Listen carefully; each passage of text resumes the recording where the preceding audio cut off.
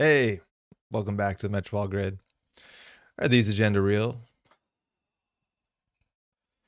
I was meant to open and like very smoothly say, are these agendas real or is it all a simulation? And it was meant to be a joke. But I butchered it so bad. I don't know what to do. Do we just hold on?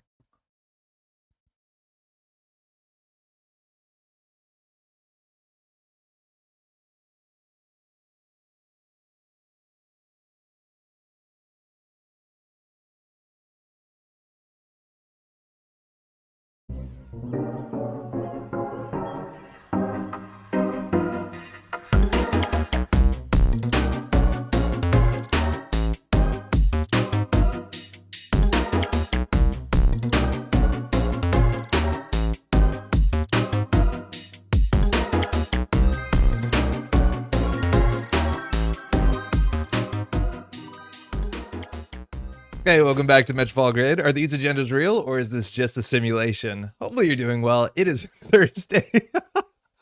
We took a hard mulligan, and honestly, the cool thing is that because the YouTube timestamps I put in myself, they tell you when the intro of the stream is, so no one's gonna see that. We could just, it's our little secret, besides the fact, shit, 2 streams in 1 day. How's everyone doing? It's really warm here. Hope you're doing well. It's pretty wild. Like, straight up the wildest thing. Gotta restart again? Oh yeah, you're actually right. We gotta bury that one even deeper. We'll do it halfway through the stream, and the intro will be like 63 minutes in.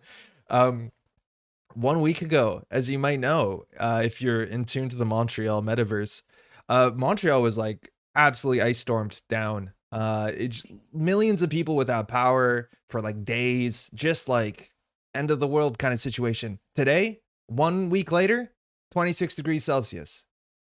You're out there in shorts on your scooter, going to the beach. It's absurd. It's too warm. I'm overdressed.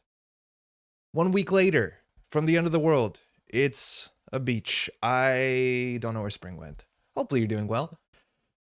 Ah, it's a good time to be back online. Now say that in a Kiwi accent. Dust magnet. I honestly don't know how to do that. I can appreciate the difference between a Kiwi accent and an Australian accent. I'm pretty convinced. But otherwise, that's as far as it go. Also, Kalani, you wrote in chat, second stream for Patrick's Great Deck, and I don't know how you did that because the stream wasn't up yet, and I don't think the video was posted. How did you do that? That's really weird. Hopefully you're doing well. Hey, Bellion or Catholic Reset the Simulation really coming with that upbeat energy.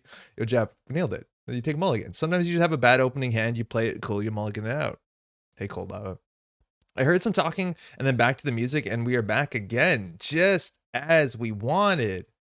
Also, Izzy, how's it going? Very cool first stream. Super not. I don't know if it's your first stream specifically, or you mean like this is the first time we opened the stream. Yeah, very good. It's 90 here, wild. Yeah, that's probably American for very hot as well. It was 81 in Vermont. Sophie, are you the Sophie from Vermont that was on the Neon Static? Because that was like the funniest interview if that was you. Hey, Orbital, how's it going? Hey, Andre, that's me. How you doing? Not everyone spells my name right. You're doing well. I respect that. I saw the link here from the GLC very early. Whoa, that was like earlier than I sent it. How's GLC getting this update before it goes out? That's buck wild. Okay, cool. All right, well, there's actually a lot of news to go through. We have a deck list of the week to talk about, which is an interesting one. It's a MirrorMorph. I'm a sucker for MirrorMorph, I'll be honest. I really like MirrorMorph. I don't understand this deck from a distance, though, because it has no economy. And I think that's kind of what's been a problem for HB recently. And you usually solve it with your agendas, but HB decks just don't really have money anymore. I don't know what happened. This deck has like 3 hedge funds, 1 NGO, 3 Rashida, and like that's all the money it has. Subliminal messaging isn't a real card. That doesn't do anything. MirrorMorph is econ. Yeah, but it's like saying restoring humanity is econ. You're right, but like you're also going to be clicking for credits at the same time. So who knows? 90 in Americans like 32 Celsius? Wait, what? That's really hot. I was thinking about going swimming in the river today, and you didn't? In April? It's real warm out there again. We were absolutely just totally out of society 1 week ago, and now it's everyone's at the park. It's a nice swing. GLC often gets your hacked link as a repost of the previous stream. That probably is what it is. Yeah, I need to look into that. Going to tell the folks? Yeah, eventually. Not a big deal. We'll get to it. Also, Orbital, you have 2 accounts. Wild. Does the Corp deck pass your agenda suite evaluation? You want to guess? I think this agenda suite is 20. It's either 19 or 20. Obviously, we see 3 of these, but I'm assuming it's actually really good. So if we want to look this up, I'm not going to open the script. We're just going to use the sheet. And we're at 3 foods, all 2 pointers and 1 pointer, right? 1 L of a gal. That's actually pretty reasonable. And it's probably not that bad into Mad Dash. And that is standard 49, 0, 3, 5, 1, 20, Mad Dash 16. 16 is not great for Mad Dash. It could be worse though. That's actually not bad. That's like a bad startup deck. But yeah, it's 20. It's actually really good. That's a defensible agenda suite. Decklist of the week is all about the write-up. Yeah, hey Dajin, how's it going? Yeah, the write-up is very goofy. It is it's a bit turbine fevered. You're not going to see too much of it. There is some instruction of what to change. It says to drop the subliminal for a sprint and then play a 49th card. Technically, this deck list doesn't show up in our calculations, in our simulations, because we don't have a standard 48 page. So it might be 19. Might be 19. Solmir, how's it going, by the way?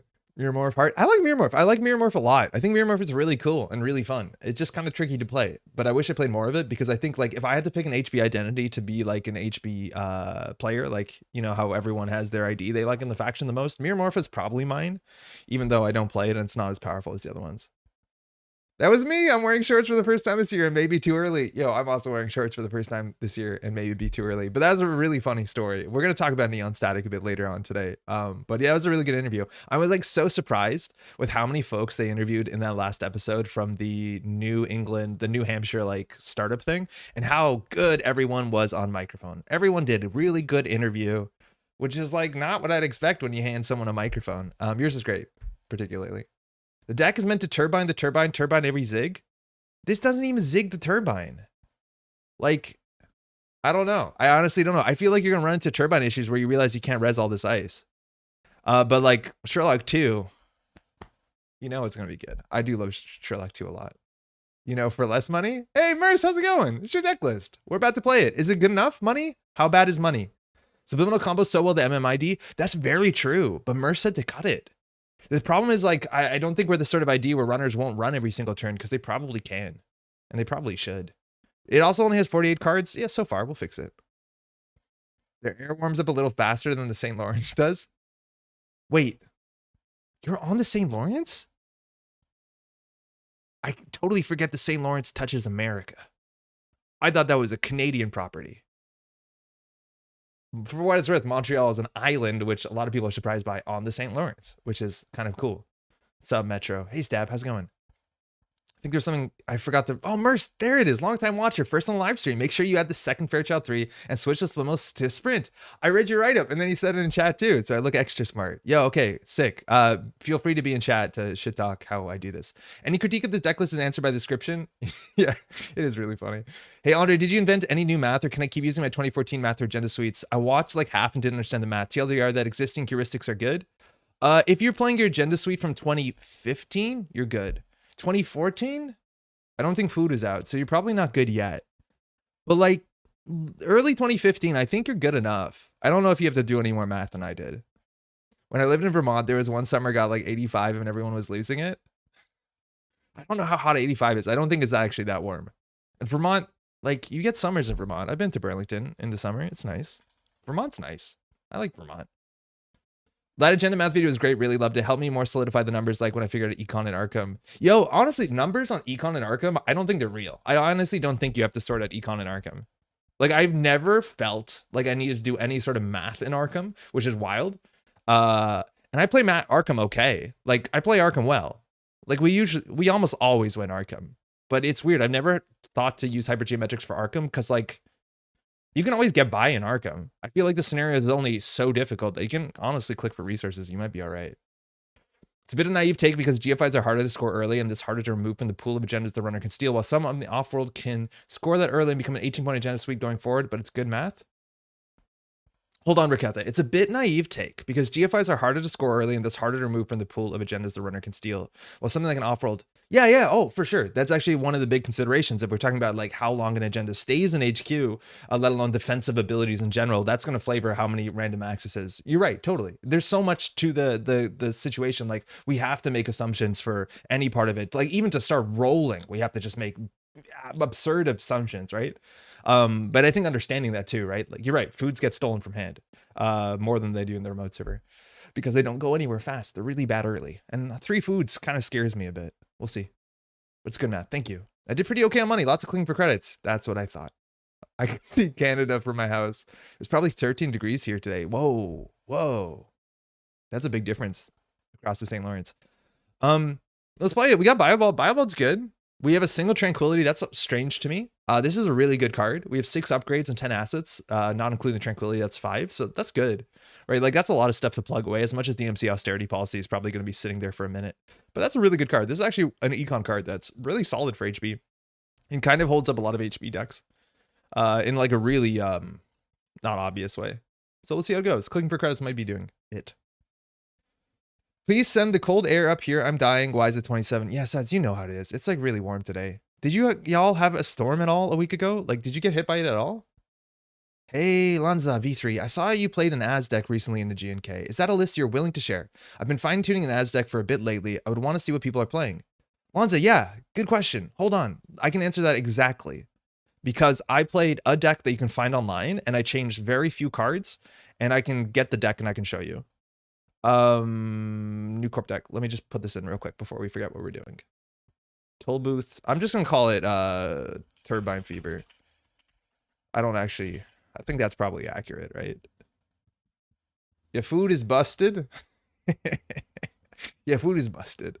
We're gonna talk about it in the news again. We didn't in the video. We just talked about the numbers. We didn't talk about like what we think about the game or any sort of more like meaningful decision points.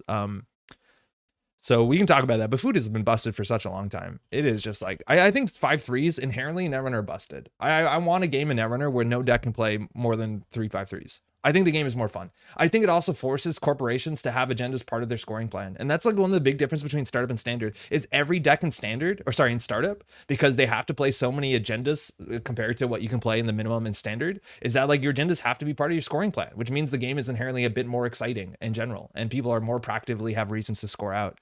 And I don't think that exists in standard all the time. And some of the biggest issues always, it's like 2 out of every 3 times there's a deck in standard that has to be banned out for some reason. It's because it's playing a lot of 5/3s.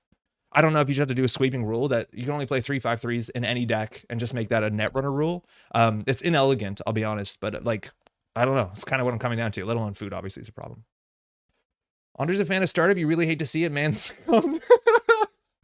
I think startup's all right. I think the fact that startup is so flat and like so good that it's hard to build something bad in startup is so good for a welcome to the game thing.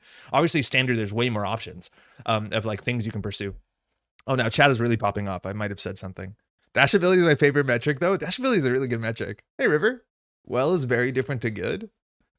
Okay, Lanza, let's get to that quickly before I catch up on chat because I'm really far behind on chat, I'll be honest. So go to deck list if you can, go to search and just search as here, and then also search Hippo. And there's only gonna be like one deck that's gonna show up. It was Lime's deck that Lime's brought to the what's it called? The CBI? Yeah, the killing of the sacred deer. And I basically played Lime's deck. I made some changes. In short, what did I do? I cut 2 diesels and I played 2 blueberry diesels. I added a twinning. I cut the trackers for obvious reasons. I played 1 Miss Bones. I cut 2 No Free Lunch. I made small changes. I don't play Memory Diamond because I don't know why I would. And I think that was mostly it. There's probably some other smaller changes. Unfortunately, to get to the deck list, I have to go. It's in a box on top of another box. If you want further support, let me know and we'll find the deck list. I just have to climb on top of something, but it'll take like 20 seconds. It is that warm. You shouldn't lose Arkham if you play competitive games. Yeah, right? Like so many people say Arkham's a really hard game, and I love that. Like it can be. Some scenarios are really difficult, but on a whole, I feel like the kind of crowd that plays like competitive Netrunner doesn't find Arkham that difficult. Ooh, this sounds elitist. I'm done. I play Arkham well, recent evidence disagrees. Very true. Also, please be bad for a sequel. You're saying we're no joke. I have just got the URL and the channel name locked down and registered, and art is underway. We're going to make a second channel. There's going to be an Arkham channel. It's coming. We'll see you in a minute. Once the agenda is scored, it's no longer anywhere in the deck is the general point. Yes. But we were sampling out without replacement, so there's like, that's a huge caveat. You're right, we probably should have mentioned that. When is Pat going to be back on? I need to thank him for mentioning Thessaly Trilogy books. I just finished the first one, it was amazing. Yo, I'll pass that on if he doesn't hear that comment himself, but every month usually, Eric. I meant to say Pat, and then I saw underneath it says Eric. I mean, the takeaway on the Andre video is it doesn't speak to strategy, the fact that drawing cards change the agendas math. Like, average excesses is a fine number, but doesn't apply directly to real games. Yeah, it's a heuristic. It doesn't apply directly to real games. Also, one part of the agenda math that we didn't talk about is that number is also equally relevant for the corporation. Right? Like that 17-18 means like in that 18 card draws, you only have a 50% chance of seeing enough agendas to even consider winning the game. That's also a very interesting heuristic. But again, card draw is not something a lot of people measure when they're looking at cards or their decks. Once in Vermont, since I live in the valley, I got to minus 35 F at night.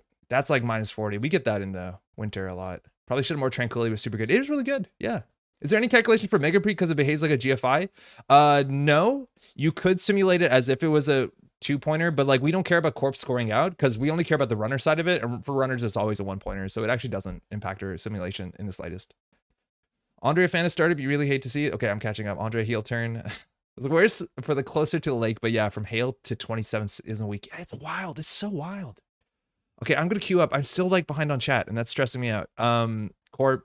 I'm waiting, like Eric is gonna snipe this. Mega Pre only increases the speed that the corp can win. It doesn't do anything to dilute the points. Exactly. It's like the opposite of merger. This happened earlier today. I've been having a really bad day with jnet where I would open a lobby and it wouldn't open. And then I go to select deck and it wouldn't show me my deck. And then apparently I had an idling lobby for like 20, 30 minutes in the middle of the day. Oh, he missed. But yeah. You see how slow things are happening? I clicked on that select deck like 30 seconds ago. I just typed heh in chat like 30 seconds ago. I don't know what's going on. I'm worried that we're in a bad spot tonight. Oh, my streamer, yikes. What's happening? Do y'all see this? Like the stream is fine. I don't know what's going on. Having all 5 threes doesn't line so brutally unless you're a 44 card deck. No, 44 is like the big extreme. For what it's worth in a 49, it's still a problem if you ask me, but that is the most extreme case. But you do see like 49 cards that are running like 49 card decks forever. They were running 7 agendas playing like Gagarin and like that's been a thing forever. Have you played Arkham on standard or hard? I play mostly on standard, but on hard 1 out of every 3 times. So not inconsistently, but no, I wouldn't say it's my main go-to. April first vid was a hoot. Glad you liked Izzy. I don't know, Izzy, if you can hear me, because I don't know if you're watching stream, but like I'm super lagged out. Is everyone else having this problem? Yeah, jnet's been having issues all day. Yeah, it looks like something is wrong here. I don't honestly know what's going to happen tonight. Okay, let's go, Izzy. Okay, yeah, like it took me 7 seconds to write that out. I'm also surprised that chat isn't really at me for my 5-3 take. The world's greatest Preston Fairmont player. The reason the 5-3 suites that don't score oppressive is because the 5-3s are very hard to steal without dying, especially early, so you end up needing way more accesses. Exactly, yeah. You need a lot of accesses. They're defensive abilities. Corporations are not inherently, like, encouraged to score any of them out. Like, I think if more of the 5-3s had proactive abilities, all good.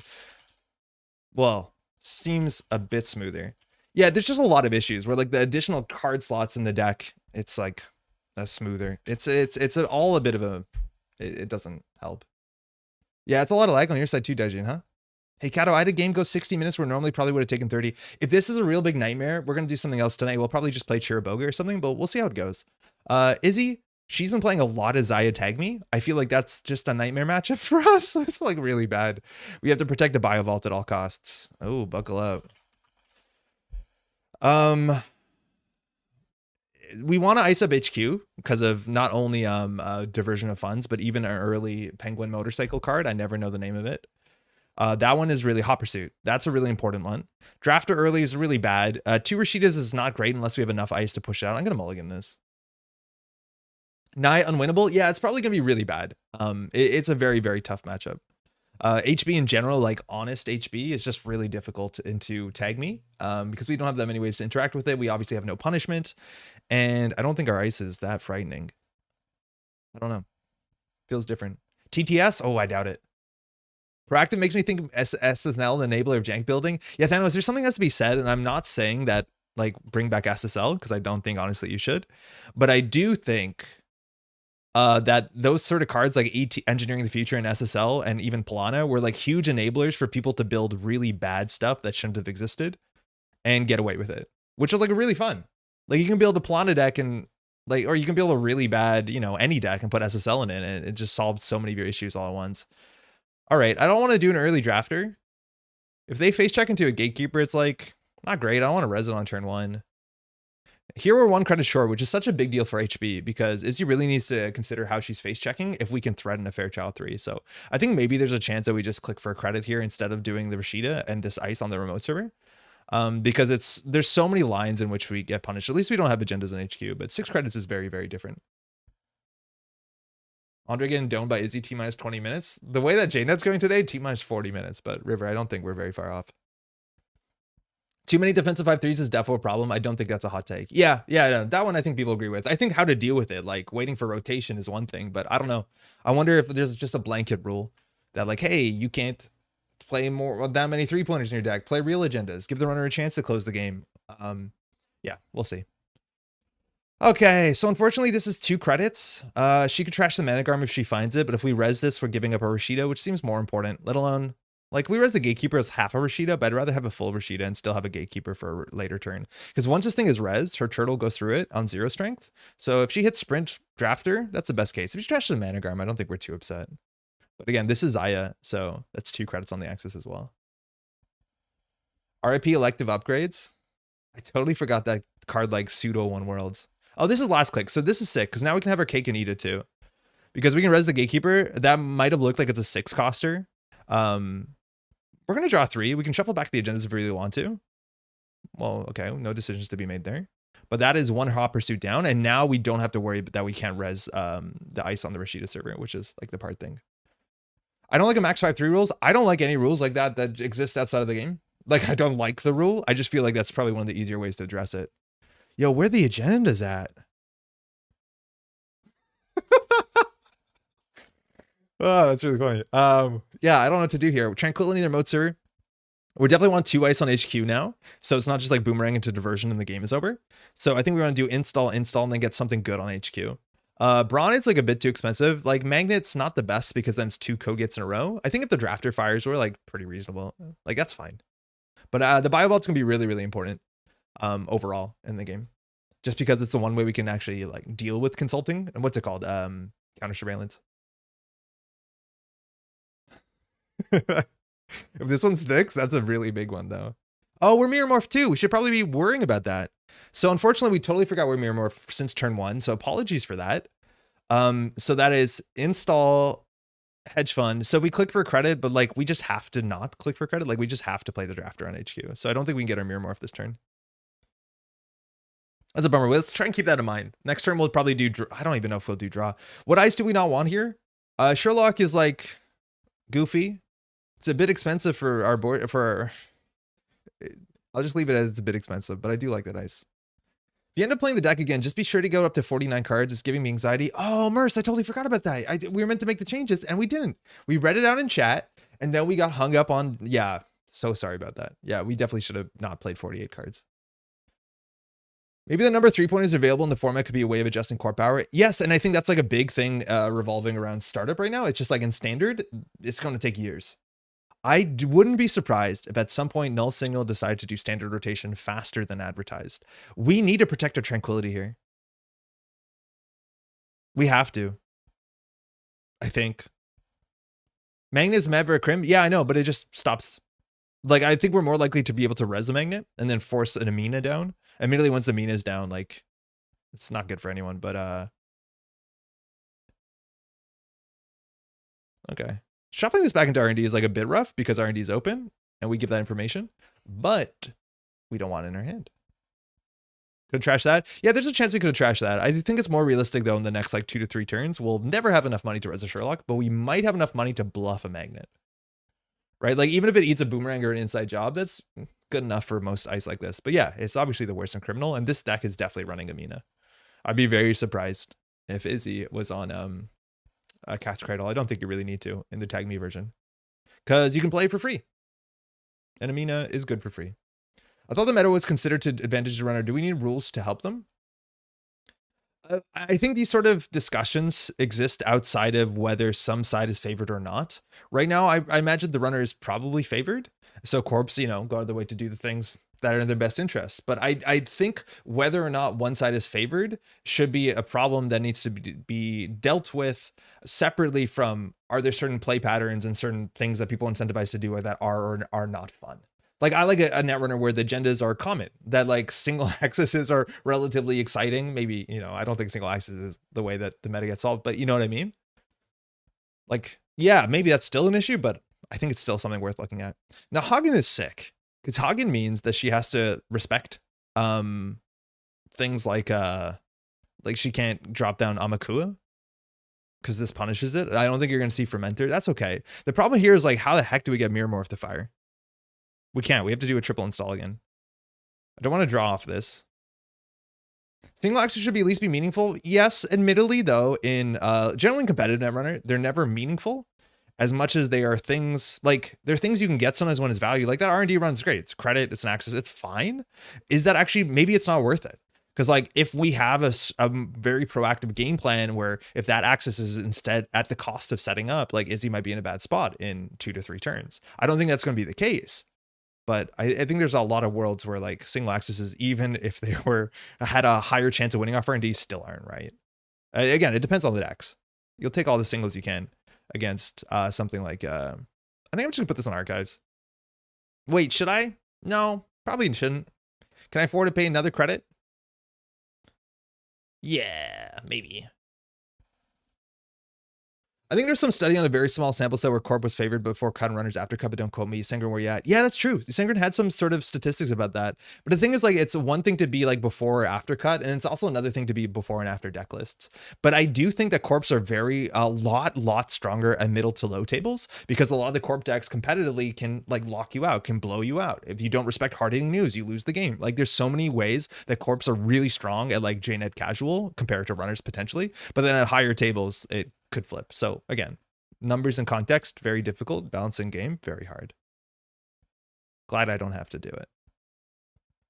I had a lot of trouble with lag earlier. Yeah, Sauce, it's been really bad. I was meant to record like a deck dive for next week and I couldn't today. So if there's no gameplay next week, I don't think I have time this week otherwise to record. That wasn't this afternoon. So there might not be gameplay very quickly soon. Hey, Andre, wow, I'm surprised you can play right now. Jen has been so laggy. This is surprisingly good. The way it started today looked really bad. Did she just shuffle Dawkins passes for a tag? That's sick. I thought it would be a bigger card. I think it's a misclick.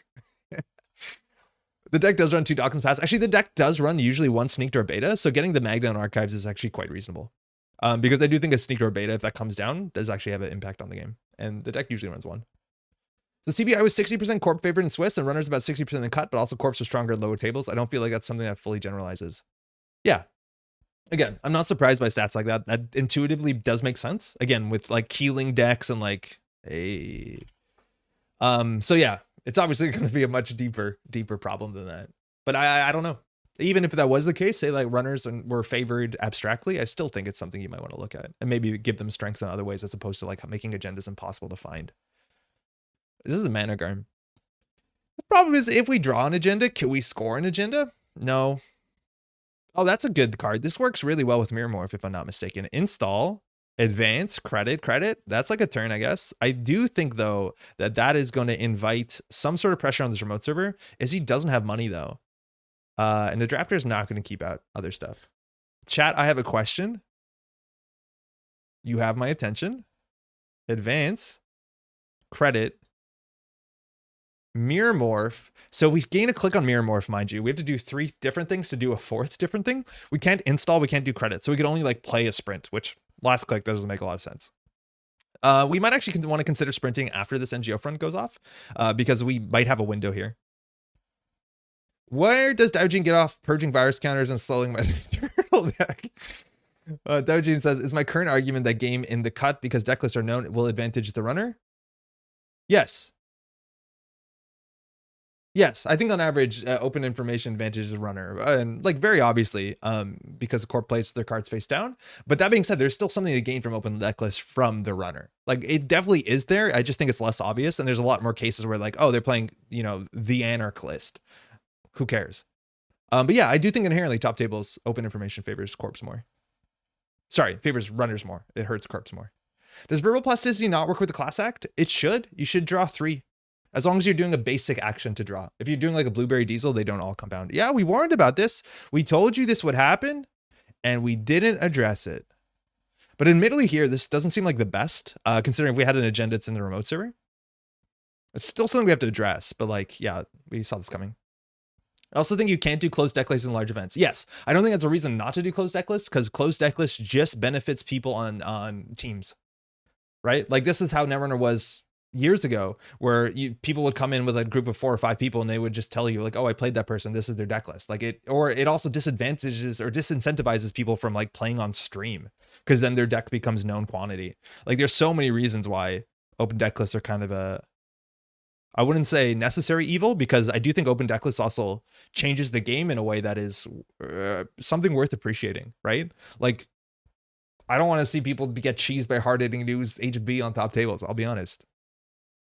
That's just me though. Hey David, how's it going? Hooray.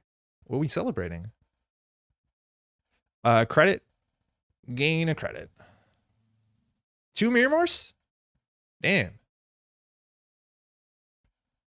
Okay. So Izzy hasn't like torn off yet. She hasn't, peeled out. Tore out? It hasn't been going great. She threw out a bravado. I think you can bravado safely here. I think we're going to see some sort of HQ pressure with this boomerang. And so this is where you hope that the drafter will be a bit better than it is. Unfortunately, it isn't. We'll see where this is pushed. If it's on R&D, or sorry, in archives, like that's fine. At least this is a 3 subroutine ice. I reckon you need to click through this. That subroutine might matter. Thanks for your content. Yo, it's Seg. Appreciate it. Thanks for enjoying it. Thanks for taking a minute to leave a comment. Hey, Montegreen, MirrorMorph? Yeah, DECKLISTS of the week. I like MirrorMorph a lot. Fire all? Don't mind if I get my... Yeah. We banked the Sherlock. Unfortunately, the Sherlock is like a really bad res into this deck. Because installed program on stack, that's actually kind of bad, but like Classic gets around it. So we'll see if she jacks out here, because she gets... I don't even think she gets blown out by that much. She will continue. I don't think I want to res this. I feel like that's just going to do enough. Maybe we shouldn't have even done that. So we had an option for the drafter on a different remote server. Maybe that's probably wrong, honestly. Hey mate, I've been playing A&R during Dan Dargenio Double Worlds Championship titles. I never played since. Do you mind describing me a little bit how the game has changed? Whoa, how's it going? How's the game has changed? Overall, ice got better, then it got worse a bit. Game is largely very similar actually to kind of to that era. Ooh, that's a really difficult question. I think if you played then, you could play now and it wouldn't be too different at all. I think overall Null Signal Games, the folks who've been keeping the game up, have been a bit more interested in like proactive game plans. Oh, this is where the Hagen gets them. So like there's a bit more, every deck can have a win condition in it, a secondary win condition if they really try hard, which I think is actually really exciting. But it's cool. I definitely would recommend checking it out if you haven't played in a while. I think you're going to be very pleased with what you see. So here we Hagen, and we've just solved the sneak door beta issue. Any advice for Netrunner content creation? Do you think I can make valuable Netrunner content as a fairly new starter player, or should I leave that to the experts? I think you should, and I think you can. In fact, later today, we're going to talk about Neon Static, which is specifically content made from the angle of people learning the game. And I think it's incredibly interesting and exciting. And there's a lot of communities to be made. Again, check out Green Level Clearance of everyone coming together who's like, how do you figure this thing out? Like, it's a really cool narrative. And people are going to be very there for it. I also think there should just be more Netrunner content. And if you're really worried that your Netrunner content isn't good, that's fine. It's probably not going to be until you make more of it. And then eventually it'll be great. So you have to make bad content, unfortunately. And that's just the price to enter. Just watch it yourself privately, show it to your friends, and then destroy it. Or show it to some friends. But no, you definitely should. Any advice? That is going to be a question we'd probably have to address outside of this game, because it'll derail me very hard. But do ask me after this game. We can talk about it. Funny story, I'm a nurse, and I've been watching at work while I wait for a colonoscope to come out of the washer. Gonna have to jump on the stream at home. Thank you for all you do. Yeah, thank you for your medical services. I don't know what exactly a colonoscope is, but I have some ideas. That's awesome. I'm gonna start with a sprint here because I don't want to spin doctor. And this is an event we can play. All right, are we ever gonna res a tier? And if so, are we gonna put it on the outside of the remote server so it gets inside job? That's gonna be probably a no. The virus is reasonable against. I just can't see a world where we're gonna res that. Starter really wants content. If you're jazzed about SEG, there are a ton of people there happy for it. Also, my content can make it. I trust yours can. Yeah, startup is really, really good for new content. That's where a lot of people are getting to the game, right? Like startup content's sick. I do understand the games in the cut cannot have closed deck lists, but I would argue that games in the cut, because the runner knows the deck list is different Netrunner games, is bluffing part of the game. Yeah, it's different. It definitely is different.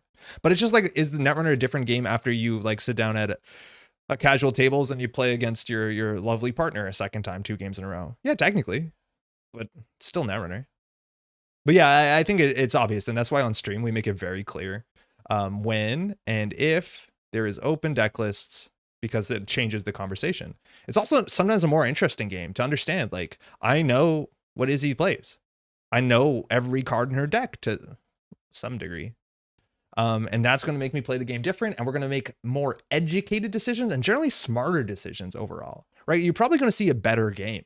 Maybe you're going to see more of a blowout if I understand the weaknesses, but generally you're going to not see people like face check into, ooh, surprise Cortex lock, I lost the game, right? Like, I don't like that, let alone like that on top tables. So I don't mind. I don't mind. The biggest change in my mind is game is faster and unadvanced servers is way more threatening. More 2-3s and seamless exist. Yeah, Thanos, you're right. Well, I think the game is definitely faster, but for what it's worth, like seamless launch just hasn't existed competitively. Obviously on Worlds, but like you don't see that much of it. I feel like so much of competitive Netrunner for the last like 4 or 5 months, seamless launch has been like not the biggest thing anymore. I don't think bluffing is that strong an element of the game. I know people love it, but most of the time it's not that hard to suss out weird things people are doing. This is a cool bravado. This is just bravado for value. If we res the magnet, it denies Izzy a credit. I feel like that's not a trade we'll take. Hey, Carrium, finally catching you live. Wide awake at night, fantastic Austin. It must be really quite late over there.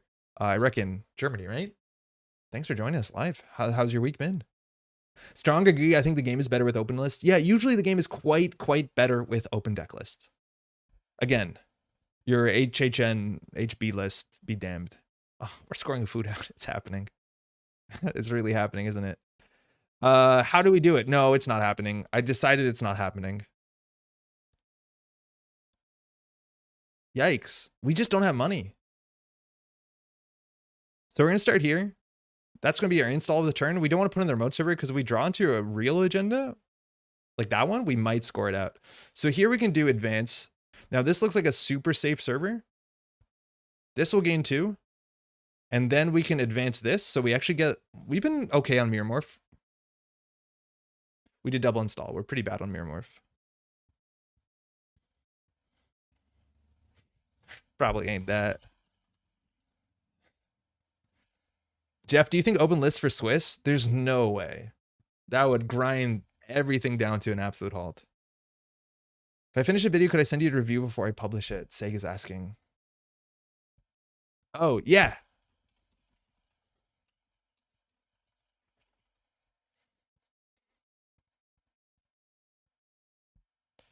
Yeah, there's not many advanceable upgrades in the entire game. I think it's only 2. It's Biovault, and then I think it's called Defense Construct, which is one of the coolest cards in all of Netrunner. Jeff said yes. Oh, Vladgrid, Thanos, you're right. There's 3. Excuse me. Very good. Very good. There's 3. Vladgrid, Defense Construct. I think that's it. Vladisibirsk. Yeah, okay. Okay, you got me. All right, cool thing here is we actually can score out an agenda and still trash the rogue trading, which is of the utmost importance in this list. Okay, well, now there's all the agendas. So unfortunately, MirrorMorph is the first, second, and third. It's not do 3 different things, which would be sick. It's do 3 things in a row that are different. So we're going to not do that today. I'd love to see, but I think it practically doesn't make sense. It doesn't make any sense. Does Vladgrid see any play? Hey, fake. It should. Not exactly, but NBN, like, so see play is always an issue that more often than not at top tables, what you're going to see is the thing that is the, you know, like the shortest line to success.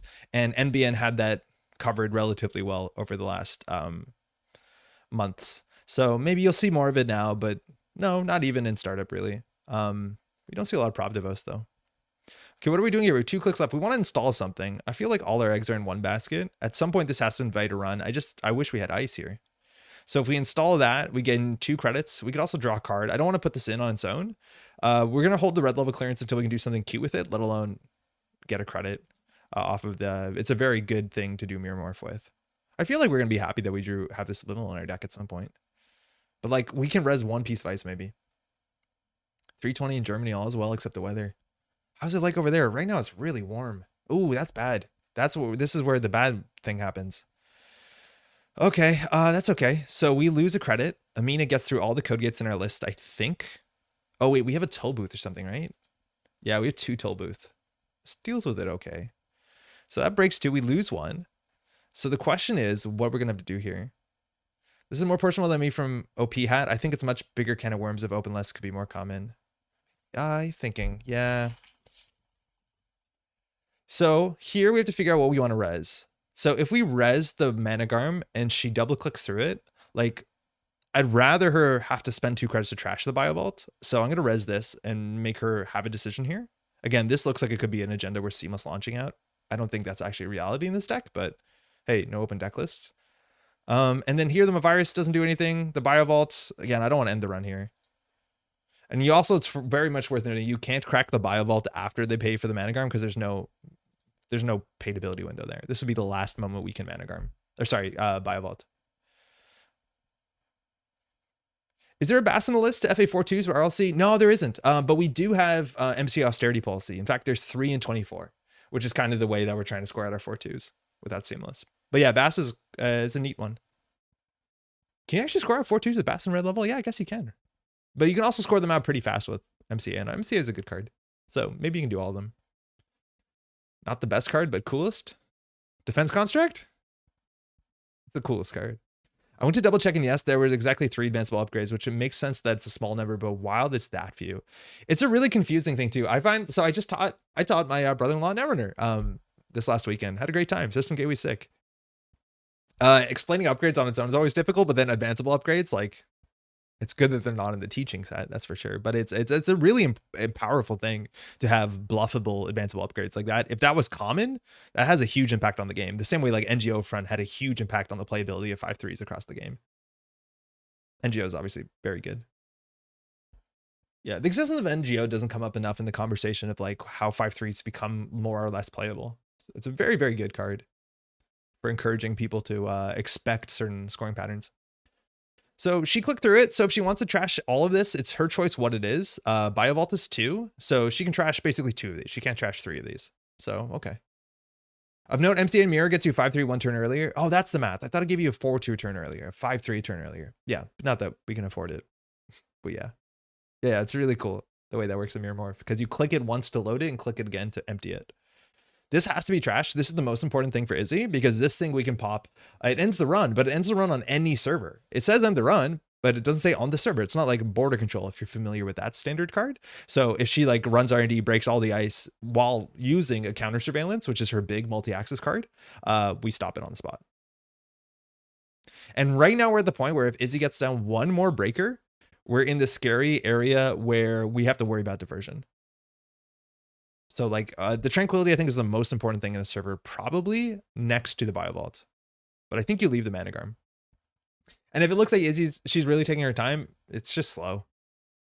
jnet's not holding on very well tonight. Apologies to like all the people who joined my empty lobby across the afternoon.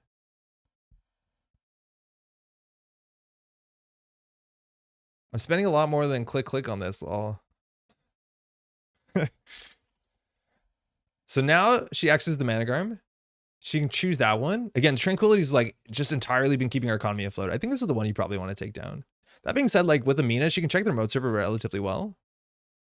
But like it's gonna be a while before this is defensible again. Again, we're assuming there's 2 boomerangs left and maybe an inside job. The 1 damage from virus would have been a reasonable choice right now, but not a huge loss. Wait, oh, to res him a virus? We can't pay 3 cards for a single net damage. I don't even consider it for what it's worth. Like I was surprised that that was an option, but yeah, no, I don't. It's a bit too rich. Okay, so our turn will be, I don't know if we probably spin doctor back the one NGO front in the list. Wait, this is a single NGO front? NGO's so good in MirrorMorph. Was the Calcan using Biovault versus not using Biovault? Yes. Are you planning to cast tomorrow's meta test? No. Friday for me, but sorry, Saturday for me. But no, I'm not casting tomorrow. We got to shut that out. It's at a really weird time. It's me. I think it starts at like 4 in the morning or something. Like a weird time for my time zone. It's a great time for a lot of other people. So we have to plan our turn. So if we crack the Biovault there, like I'd rather her spend her whole turn. The fact that we kept the Tranquility is the best case. So here we want to get something in the remote server. So we can always start with the red level, then we can do install credit. I'll start with the red level. We'll draw 2 to see if we get something nice here. Ideally, we want a piece of ice that isn't a code gate. That actually works. Austerity is pretty good. Admittedly, she doesn't have a lot of money. I don't think the list is running Miss Bones because it doesn't really care. So if we install a non-agenda from hand, we basically save a click. I'd rather have the 2 credits, I think. So then we install this in server 1. That's our install of the turn. Oh, we could get an extra click here. So unfortunately, we have to click for a credit and then just throw at the gatekeeper. Oh no, we can res this and use this. Yeah, I think it's going to stay for 1 turn. And unfortunately, like Tranquility MCA doesn't really work well together. So either getting clicked so we can do something else we haven't done or gain a credit. We'll probably gain a credit with the click. And the question is what we want to do with our hand. I don't think we biotic out this, but in 2 turns we can score the archetype development test. I think the gatekeeper is, the fact that she breaks it for 4 credits means it's pretty bad, as much as it like might bluff like a boomerang. That's worth something. I don't know. I feel like we have enough ice.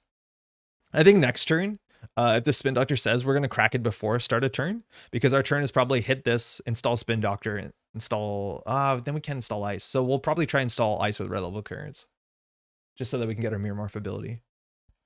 Like you like really go out of your way to get your MirrorMorph value, which is a bit difficult. So for this card, Izzy only has 3 clicks a turn, as much as we only have 3 clicks a turn if we get her back with MirrorMorph. So I'm going to hit this. What do we want to get back? The Managram seems nice. We're going to leave 1 in the bin so Drafter becomes relevant. Biovault is okay. Actually, Biovault is pretty important. Yeah, that's good. If we draw either of those right now, we're pretty stoked. Okay, we're going to install that unironically. So our turn is play an event, hit this, install that, gain credit. But what are we doing with this? Are we just clicklessly gaining 2 credits? That's really bad. It becomes like a 2 econ card. No, that's... Ooh, that's bad. She only has 3 credits though. So we always hit this, because that's a really easy thing to weave into MirrorMorph. So then we install this, and then you get a click back for another install. Yeah, but I don't think I have anything we want to install, right? Like next turn we can score the ADT, which is actually, we want this back in the deck, let's be honest, because ADT looks at the top 5. A free tier would be sick. But like here, it's where this boomerang into diversion and we have issues. So like we have to not overextend. Maybe we'll just play this for money, for clickless money. It's not great, but like we haven't seen a diversion yet. And I think boomerang diversion is like possible. Gain 2, gain a click, install, gain a credit, gain a credit. Okay, that's fine. You get a click back? I read that. Excuse me. Yeah. Getting defense. Yeah, there you go. So she's actually 1 short of, oh no, she's 1 short of Amina. I think this might be a goof. Oh, she's just running naturally. I like that a fair bit. So unfortunately, we have to res the drafter. There's a chance that we lose 4 points here. And I think that's a really well-positioned thing. Like you're expecting good HQ pressure when you're working on MC austerity policy. Now, admittedly, no matter what, if she misses one of these, we get it scored out. So we just have to hope. We're going to res the drafter just because we need the boomerang. We can't let it there. But we have to basically force this. We're going to be on 6 credits after, which is just enough to score any of these. Ideally, we want to keep the architect deployment test. Scoring out food out is important. Oh, there's a food in the bin. I forgot about that. If we lose a spin doctor here, it's a bit ugly. Hey, Conrad, I super appreciate explaining what you're thinking. Trying to get back to the game after 8 years. The card pool seems so different. It's not that different. Okay, I can't argue with that. 8 years is a long time. It's probably a bit different. But I do think the new card pool, Null Signal Game Stuff startup is like a really great place to get into the game. And this is a mix of the FFG and the Null Signal Game stuff. And I think they work together relatively quite well. I shouldn't have said relatively. I didn't mean to say relatively. But we'll always try and explain what we're doing. If we don't, by the way, ask a question. Even if you think it's ridiculous, like, why aren't you doing the obvious thing? Usually I forget. Just let me know. Oh, Spin Doctor stays. That's good. The ADT goes, which is the one we want to score out. So next turn we can score out the Global Food Initiative, which means we could potentially win off of a Biotic Labor, which seems okay. Honestly, that seems relatively fine. I don't think we're like really rushing out to get this Global Food back into the deck, considering like, is she really going to run through a brand to check archives? Yeah, I think we're just going to score this out. So we're going to hit this once. Our money is gone. We're going to hit this again. And now we're at an ugly spot where if she can break a code gate every turn, like we're going to have no money. So we hit this again. Now we have 5 clicks. So there's one short of scoring out a food, but we can install a food and then we have to gain a click back. We can't gain a credit because now we have 5. Oh, wait, we get money from this. No, we're sick. We're so good at this. How many 3-2s are in the list? I don't think there's any 3-2s though. So actually there's a chance that we can't do enough with Biotic. I don't think this list is running Vitruvius, is it? Oh, it is 3 of. Okay, we're fine. That was a well-timed run. Could have absolutely swung things. All right, MirrorMorph ability being very relevant that turn. There's not a lot of ways to score at a 5-3 from hand. Obviously Austerity was the big doing a lot of work there. But you also see how much how much money did we get off this Tranquility? We resed it for 1. We probably got 8 to 10 credits. Like, I think this was much more important, probably in hindsight, to trash than the Mana Garm. The Bio Vault has to go. But, like, this is the only economy card we have in our deck at this point, really. That's functionally going to get us out of this hole. This card is very good. And there's only one of it in the list. 49th slot. But yeah, if we didn't draw this, like, again, what can we do on this board state with 10 fewer credits? Nothing.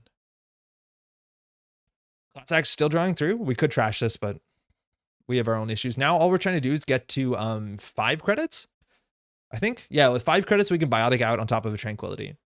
In fact, it's actually fewer than that because we can do Biotic, install, advance, gain a credit back. So I think we only need 4 credits to Biotic out. Is the math correct on that? So it's Biotic, install, advance. So we need 5 up front, no matter what. Yeah, we need at least 5 up front, but then I think that's all we need. Now, this is better than clicking for credit. Now, Resingate puts us down a credit, but we gain a credit in whole.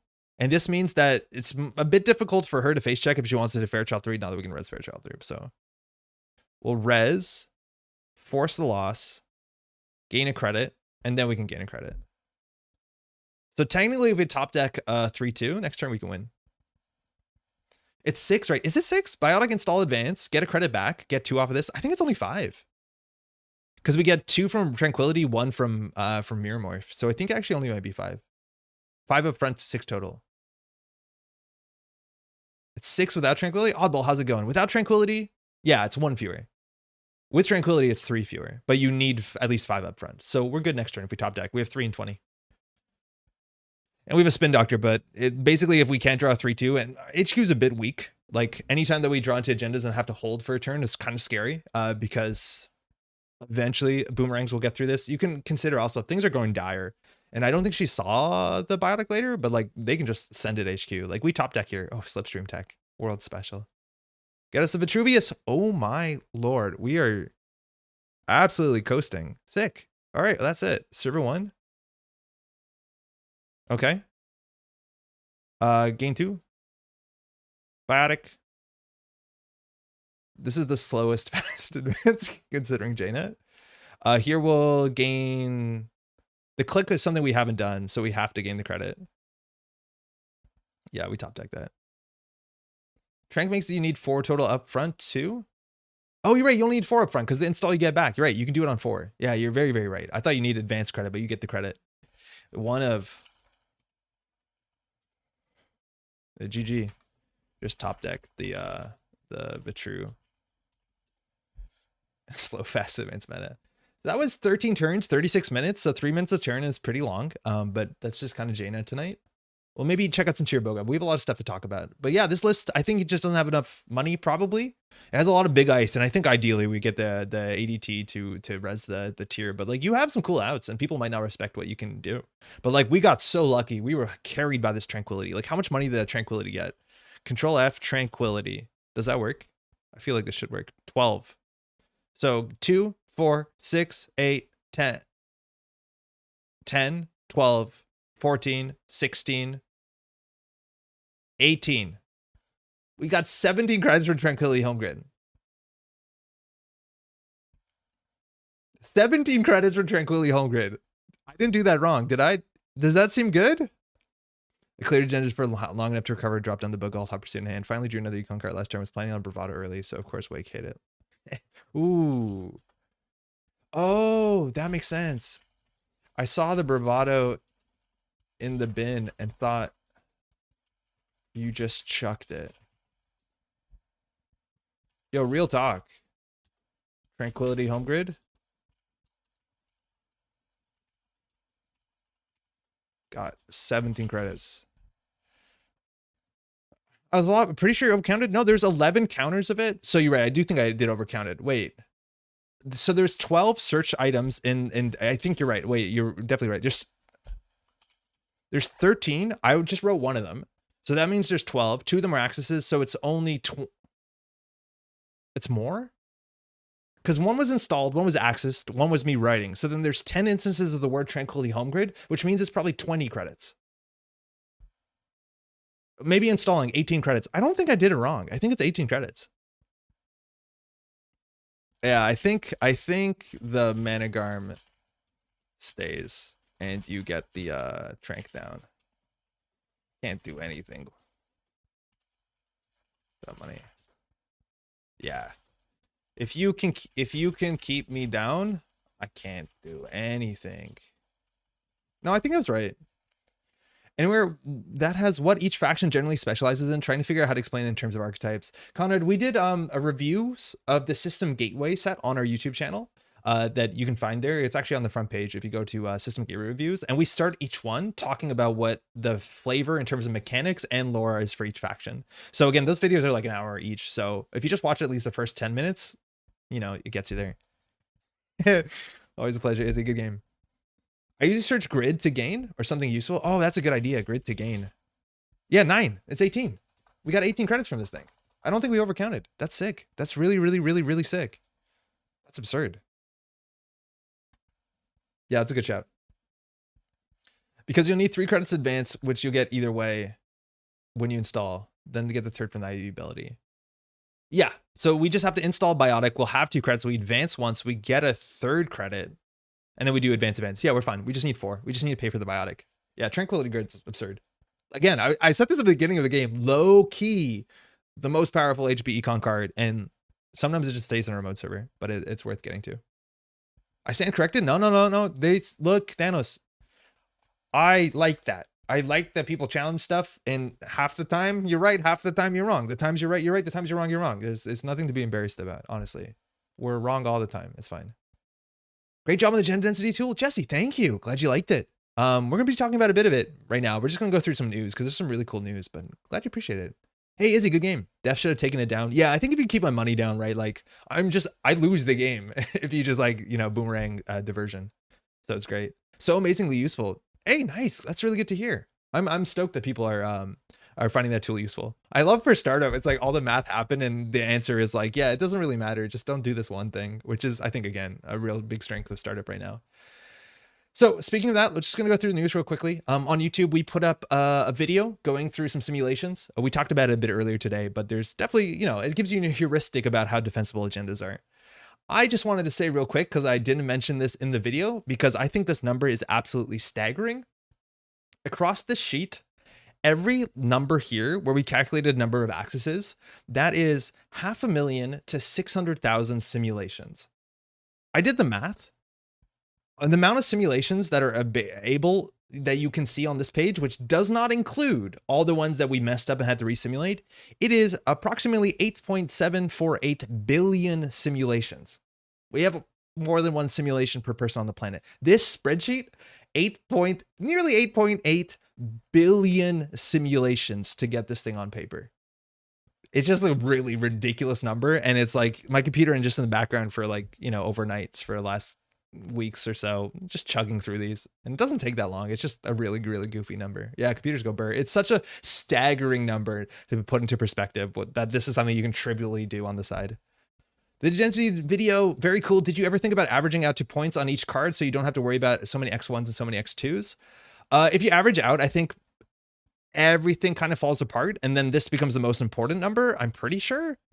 I think there's ways to like do simple things. Somebody wrote a comment on the YouTube video that said, I got to the 17, 18, and then they just did some really simple math, but didn't explain what they were calculating. And for the life of me, I can't figure out what the number, how they got to the number. But I do think there's some ideas where you can look at like, okay, the deck has 20 points. It has 49 cards. So if we divide 20 by 4.9, it means every axis is worth 2.35 agenda points or something like that, and then you can find how often quickly it takes you to get to some number.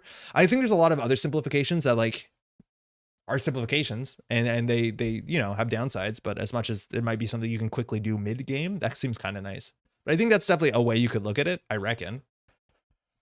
The simulation is best for the actual probabilities. I'm interested in how it lines up with theoretical. Yeah, I don't know. I was trying to do the hypergeometric stuff based off of probabilistics to be like, okay, in this matchup, they're going to steal this once and then this many times. And it became very, very difficult. And at that point, I wasn't calculating every simulation or every like agenda composition. We were only calculating the like very, very common ones. Yeah, the math gets really, really difficult very, very quickly. And all those sims were single threaded. Yeah, they were. I'm pretty sure they were because I wasn't going to look into like threading to figure out how to do this. But yeah. Yeah, and it honestly didn't slow down the machine. Like I could do anything I wanted and it would run in the background. I do think I dropped some frames at some point when I was recording. I wish jnet had more analytics on the games played there to see how this maps to real play. Yeah, jnet analytics at the end of the game, I think are lacking some things that I know I go out of my way when I do videos that I wish they showed. I wish that they had a number at the end of the game that showed how many times your ID ability fired. I think that's like one of the most important statistics to figure out how good MirrorMorph is. Like it knows how often you fired MirrorMorph. Why doesn't it show us that number? It doesn't, does it? Or like how many times did you get clicked? How many clicks back did you get running your mark on Sable? How much sabotage did you do? How much core damage did you take? The last one, obviously, it says in the top right corner. But these are numbers that I really wish it was easy to extract from a jnet game because they really put things in perspective. Like we've done replays where like it was like sabotage 22. That's a ridiculous number. And I wish it was more obvious when that was popping off. Probably control up the phrase. Yeah, exactly. You control up the phrase, which means it should be relatively simple to get that, you know, onto the end screen. That is a very ignorant saying, obviously, but you know what I mean? Because nobody made the pull request. Speaking of the pull request, let's talk about this quickly before we go to the news. We might actually end up playing a couple games on here because they updated this and jnet doesn't seem like it's doing great this evening. Maybe it's the heat. But this is Chiriboga. For those unfamiliar, Chiriboga was a thing that came out, it feels like a year ago. It has a really bad URL. So if you just search Chiriboga on Google, at least my Google SEO takes me there. It is this website, sfifnt.net.au. I'm assuming that's Australian. And when you go there, it takes you to this page now. And in short, somebody has put together a nice little place where you can play Netrunner online against a bot. And it was cool. The bot has an AI and the AI is like pretty reasonable. It's a nice enough way to learn the game and know the rules. I think it actually has a tutorial, if I'm not mistaken. I haven't seen it in a while, but over the last couple of weeks, this was pointed out by a patron that this has been updated to the point now that you actually can do deck building. This actually now includes all the system gateway and system update cards. So the card pool is actually a fair bit bigger. And so you can do your deck building up here. I've talked to folks that only use this to do deck building. So you can pick your ID. I think it's just a drop down menu. So here's my Reina deck. I think it automatically just generates you a deck, which is just kind of a funny idea considering you can largely do that in system gateway and system update because the card pool is so small. And you can be like, oh, randomize, play as this deck. And it'll make you something that's probably fine. Like, sure, we have one en passant in there, but that's fine for Reina. We were playing a single carnivore. Okay, 2 Aesop's Pawn Shop, whatever. But in short, this is kind of nice. And then I think you can drag cards around to click them in and click them out. Otherwise, to add them, I think you do numbers. I don't have enough time with this, but then you can just play using this deck. And that's kind of the beauty here. We're going to be playing against the Chiriboga AI, which is an AI. So if you want to just play against somebody that is not a human and you want to learn the game, this is such a nice way to do it. And the way it works, it's not like jnet where it's very, very technical. Like you just drag cards to the table at different points. It's like very, very charming and very good. And I hope more people know this exists because this is like the nicest way to like fishbowl out games and play games when like you have to walk away from the machine maybe, and you can't, you know, get the time in on a jnet. It's great. It's a nice way to learn the game and with a very affordable and very easy to grok small card pool. We're going to keep this. This is so much better than Jinteki.net builder.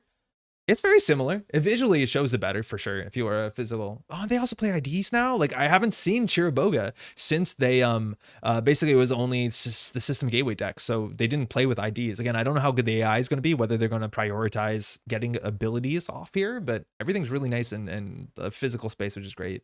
Tutorials right at the top. Learn to play macaroni. Cool. I need to check that out. No joke, jnet was painful. I'd like to see anonymized data across all play, like side balance and format, how much money people spend breaking ice in games, weird random things you can do with data. There is so much more data stuff that I would love to do on the channel. Like, I think it's very easy, abstractly, it's a lot of work, to look at all the top ice you're expecting across different factions, across competitive tables, and then actually math out what is the most efficient breaker suite. Like if you're expecting to run into X gatekeepers, Z this, and obviously I think gatekeepers already going to throw a wrench into your gears, you probably can optimize out and figure out like, actually it's really good to play X weird breaker or just play paperclip forever, right? Like I think there's so much stuff that can be done with giant maths to kind of like really take a crack at some parts of Netrunner, which is kind of important. Yo, Neon Static, how's it going? Who's behind the Neon Static YouTube in chat? Which one of y'all is it? How's it going? We're going to talk about Neon Static. It's on the rider. We're going to get to that after this game. Randomized Chiriboga, new best tournament format. It's not bad. It's like, it's fine. And like, honestly, this is, again, the kind of the cool thing with system gateway and system update is like inherently every single card that's in that card pool is largely playable, barring some cards. You know who you are. That this deck probably plays fine. So let's start. Diesel, we just drag it to the table to play it. I think they also added an undo button, let alone they have this visual log here, which is sick, but I'm pretty sure I was told there is now an undo button. I just don't know what it is. We'll find it out. Oh, it's Eric. Hey, Eric, how's it going?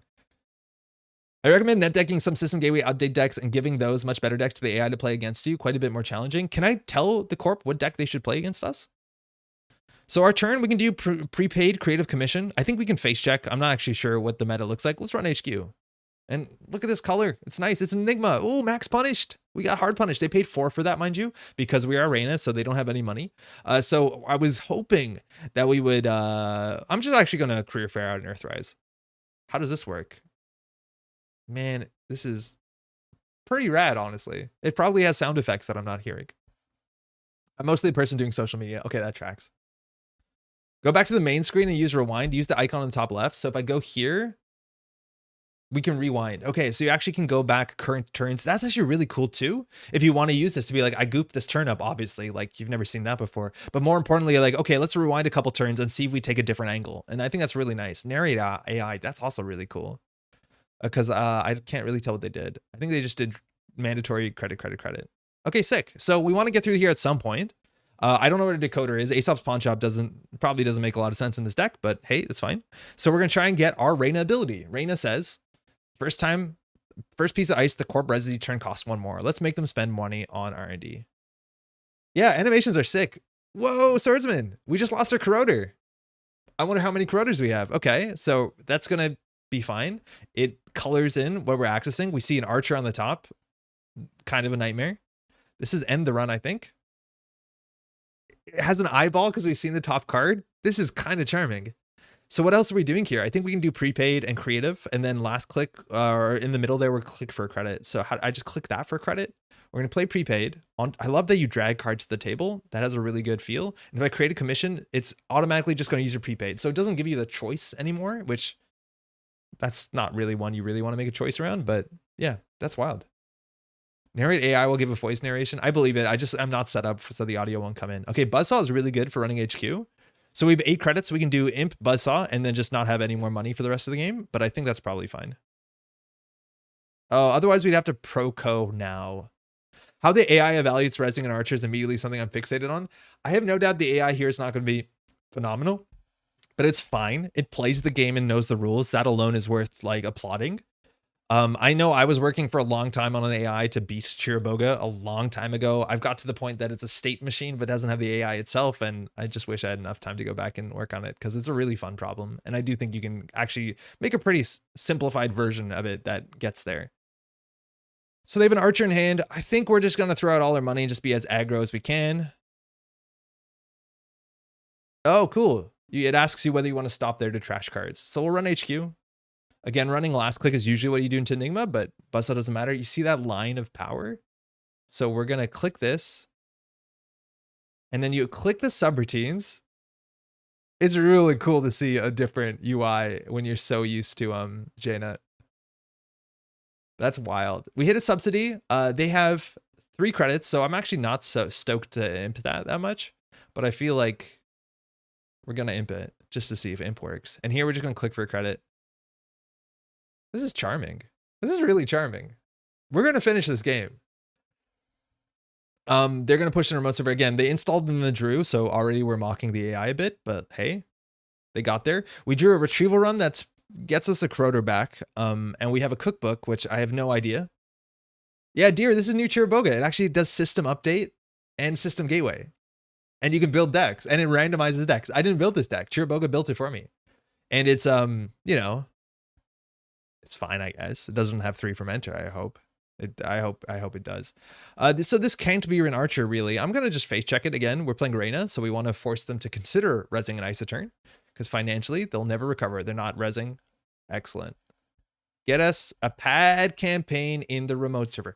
We will wait as much as we can imp this for them to consider rezzing it, so they actually lose money on it. I love the eye there, and once the eye there, you can always highlight back over it in case you forgot, which is pretty sick. Now we just need money, and I feel like the AI is probably slow enough that we can just click for 3 credits and throw something out. I have no idea if the are they going to play Whoredom? Like, do we need an Ice Carver? I just don't think we have money.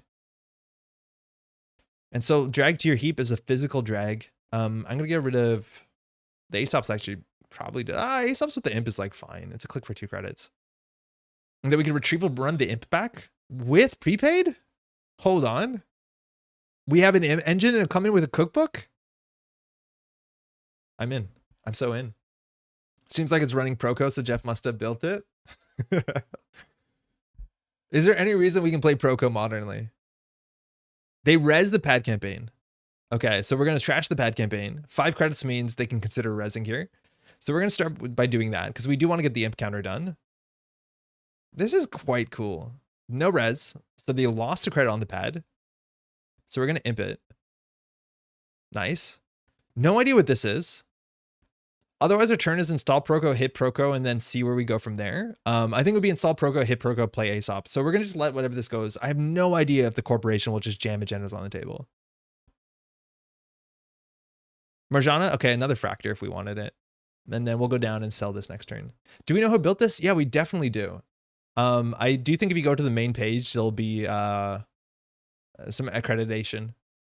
I know the person responded to Reddit about it, and they said at the time that they were building AI, they like barely knew how to play Netrunner. If I'm not mistaken of the story, the person who built this was like relatively new to the game.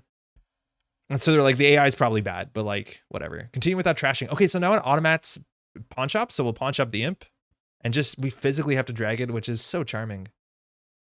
It's another campaign? Yeah, that's very true. Okay, so here we're going to retrieval run archives to get an imp, and then we can challenge the server. I think that's fine. Is there any reason we want to Proco once first? I think we can Proco once first. Yeah, that would be the reason why. Because now we can play this, and then we can do that next turn, because now we got over the hill. So here we can consider running here, and if we lose a code gate to something, that'll be fine, because we can pull it back. So now we'll run on 3rd click. I've internalized the AI moves. It's quite sad. Like, you looked into it? I've been told to people who play against this, yeah, like that can't be the play. That if you just like, you know, set up for the late game, you'll beat the AI pretty consistently. 2 retrieval run. That's fine. We have a pawn shop engine, maybe. But it's really cool. Like, I think more people need to know about this thing. It's quite sick. It's a nice way to get into the game that, again, like you can play this, just leave it open on your computer or whatever and walk away at any point. 9 credits. So they can res, I'm assuming this is the archer, right? Oh, you just played way too much of this? This has to be the archer. So we're not going to trash anything. I do think trashing the prepaid is probably at the point as much money we're going to get out of it. So I think that's the archer, which they can't res. So we're going to retrieve a run. We're going to run archives. Run successful. We'll get the imp installed. We don't really need to install the cookbook. We could have, but I think we have other issues we have to deal with. Wait. No, I want it retrieval run. Did I mess it up? All right. I messed it up. So we're going to go rewind, run our current turn. Nice. Okay, so how does this work? Continue without trashing. I probably didn't read the prompt, which like would be pretty reasonable. Oh, you have to click it. Oh, cool. And it shows you the list there. Okay, so that's on me. Yeah, no, we had to click the card.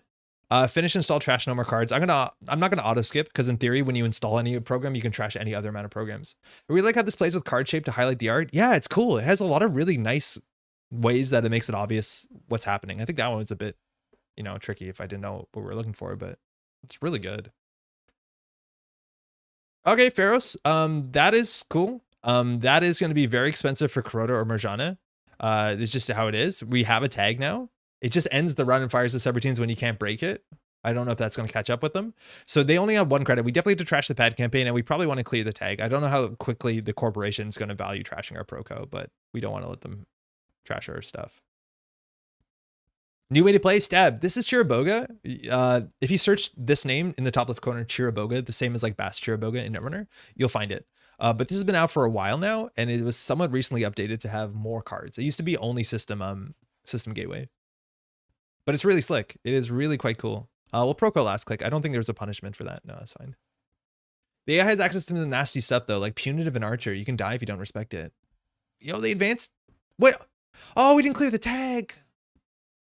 I don't care. It's fine. Just rewind their turn. Just rewind their turn. Oh, what? Oh, this is a backup turn. We have to rewind 2 turns. Oh, I forgot we were tagged. Just play it out. We're just gonna play it out. Narrate AI, yeah, it'll narrate what it's doing, which is great for accessibility. I don't have audio linked from Firefox into OBS because I don't always like the sounds that jnet makes, so it's not gonna be there. What set this up to then? It's just gateway and update. So its own weird meta that doesn't really exist outside of this. How do we get through this, Pharos? I don't know. I would love to be able to, yeah, I need to clear. There's no way we're not rewinding 2 turns. It's a feature. It's a feature, so we're going to use it. All right, continue without trashing. We can do this way faster now. Okay, continue. Let's watch this sloppy. Why do we have a tag? So something's wrong here because we have a tag and we shouldn't have a tag. It does not rewind the tag part. I just realized as a swordsman R&D, yeah, and we're not going through it. Eventually we will with Mimic. But I don't know why we have a tag. Is there any way we can fix it? Because we got the tag from an ice that is derez. So the rewind feature doesn't seem to exactly work. That's fine. You can find surprising amount of decks from SG, SU, and NRDB. Really recommend pasting some in. Oh yeah, cool. Yeah, you totally can search. So here we have to clear 2 tags. That's our punishment for rewinding, that we can't contest the pad campaign this turn. So there's a chance they actually can score at a 3-2 agenda here because they have enough money by advancing this. But they're advancing the Pharos to 3. It's 10 strength. We have to win off centrals. There's no way we can deal with this Pharos anymore. It's done. Okay, continue without trashing. Yeah. So they only have 1 credit. We have a Mimic on our top deck because we see the future. So we'll start by drawing a bit. Let's draw a bit for Dirty Laundry or something. A second Aesops doesn't do it. So we'll take down the pad campaign because they don't have money. Continue. We'll trash it. Cool. Imagine jnet giving you a tag if you undo your click as a runner. There needs to be some punishment. Otherwise, I'm just going to continue taking back my clicks. Like this is the problem, is like if I was playing against a human, I would not play Mimic last click, but I'm pretty sure the AI is not going to react to the fact that I have a way now to deal with R&D. But in human play, that's a really bad play. Like you don't want to show last click that R&D is now broken for a credit because then they have a whole turn to react to it as much as they only have 3 credits. But yeah, this is the big difference that you have to watch out. You don't get, a bit lazy. All right. Bot's running the time travel punishment gambit. Bold strategy. Let's check what this is. If we don't imp it, we'll imp this. I got curious the other day about Bass Chirboga and what Chirboga was about. Apparently it's Ecuadorian surname. Yeah, he has an Ecuadorian, that specific Ecuadorian hat with the feather. The hat mentioned flavor is the Panama hat, the Ecuadorian. Exactly. Yeah. Nobody knows who. I was just going to say, I don't know if they use Spin Doctor because I have no idea how they're going to use Spin Doctor, but they actually used Spin Doctor. Does it tell me? Hidden card shuffled, government subsidy shuffled. Okay, so a bit. I don't know if that's going to work out for them. Wildcat Strike, the idea that they're going to have to make a decision is pretty cool. Let's run R&D for credit. We're going to imp something. So again, you click subroutines. resolve the ones. Check out last year's April Fools. You mean last year's spring joke? It was there for a while. This year's April Fools was sick, and I wish it was there more. I honestly think April Fool's joke from this year on JNet was so cool. And I wish we had more of it. I think we're gonna have to retrieval run our corroder. So I'm gonna install Merjana and just pawn it. We're just gonna sell it for 3 credits. I missed this year's. You can see it if you check out the GNK video that we streamed. It was a button that said like realism mode, and when you clicked on it, it made all the cards slightly crooked, and then all the counters became dice, and it was very charming. April through September. Was it really that long? It felt like it's that long. There's also a flip the table button on JNet that I unfortunately did not have the opportunity to see what it did. But the realistic mode button was like very, very charming. Okay, I'm gonna start with this. Again, see if they give us card draw. They give us credits. We're fine with that. We technically have our breakers. Retrieval run eventually, but we're just gonna try and win off of R&D. We've seen only one agenda so far. Yeah, what happened when you flipped the table? I'm really glad it's on GNK stream. I was terrified on the GNK stream to actually hit that button.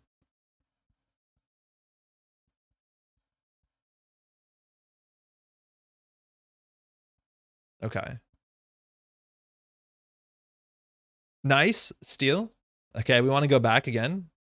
We have an imp. We can win if they have a send a message in their deck, which is very likely they have a send a message. I remember some joke years ago, there was some JNet April's Fool that was like Team Cats and Lizards or something. I don't remember that one. I do remember the one year where they replaced a bunch of cards with like original Netrunner cards and added sound effects. And since then, people have been asking like, can you add sound effects? And back in the day, if you played on Octagon, which was like a JNet type client that still exists, people use it for different card game stuff. When you there you go. I told you what happened. Certain cards had sound effects when you played them. So the idea is that you'd hear a rocket whenever you played Boom, or Hard Hitting News had a sound associated to it. Is sick. All right. Again, don't play Mimic Last Click because they can ice up R&D, and you just queue up into a different deck, which is really cool. And again, I don't know how much the AI is going to swing into the deck ID, so it's probably just going to get incidental value from this. I don't know if it's going to like go out of the way to do this, but Cheerboga is really, really cool. Link will be in the description below, but I think more people need to see this. It has tutorials slowly. Again, it adds different cards to the card pool. Source available on GitHub. So the person who made this is Mike Riley. And there's other contributors here. Bob the Uberfish and Alex Hong. That's sick. That's really, really cool. Octagon mentioned, yeah, Thanos, I have a folder that has all the sound effects from Octagon still because they just make me real happy whenever I play them. There's some really good sound effects there. Instead of swapping positions, it would flip the whole screen, but not quite. It keeps on just not getting there. Oh, weird. Hey, H2O, quick random midstream question. I was watching an old video about the Midnight Sun reveal, and he predicted everyone would be playing 1 to 3 Light the Fire. Any thoughts on why that didn't happen? They printed a better card. They printed Send a Message. It's not Send a Message. Wow, I was just thinking Send a Message. They printed Pinhole Threading, so you don't really have to.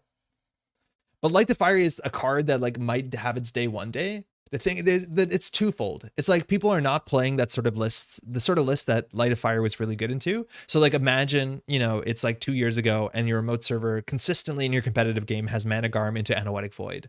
Technically, Light the Fire is the best way to deal with it. But it doesn't, and you don't see it, so you don't have to play around it. While Pinhole Threading allows you to deal with some of the other cards that you're really worried about. Things like Drago, things like, I don't know, Trashing Rashida, Spin Doctors, any other single defensive upgrades, Keelings, all these very important stuff. But also you don't have to run the server, which is really, really important. But Light the Fire is the best way to contest a remote server in the case that you have to deal with multiple things in the same turn. I do think Light the Fire has a spot in some decks that we haven't still seen to date, right? Like if you're running it with AI breakers so that you can't steal stuff, I think it's a nice way to be disruptive to the server. Like back in the day, we had a card like Eater specifically, and Eater had this really weird clause where you can't access cards if you break it, but people still played it because it worked with other cards that had other successful runs. And then like you could convince someone really hard to play Singularity, which was like the closest card possibly to the Light the Fire, except this cost 4 credits and took 2 clicks. It was terrible. It was really, really, really bad. And it didn't even bypass like upgrades and blank stuff. It just was like wipe the server card. This saw very, very, very niche play in like poorly optimized Eater lists. But yeah, that's the main difference is like Pinhole Threading has since came out and just kind of does everything that does, but better. Yeah. Yeah, I do think Light the Fire probably could see play. It's just like Pinhole works so much better, and it's just easier to play.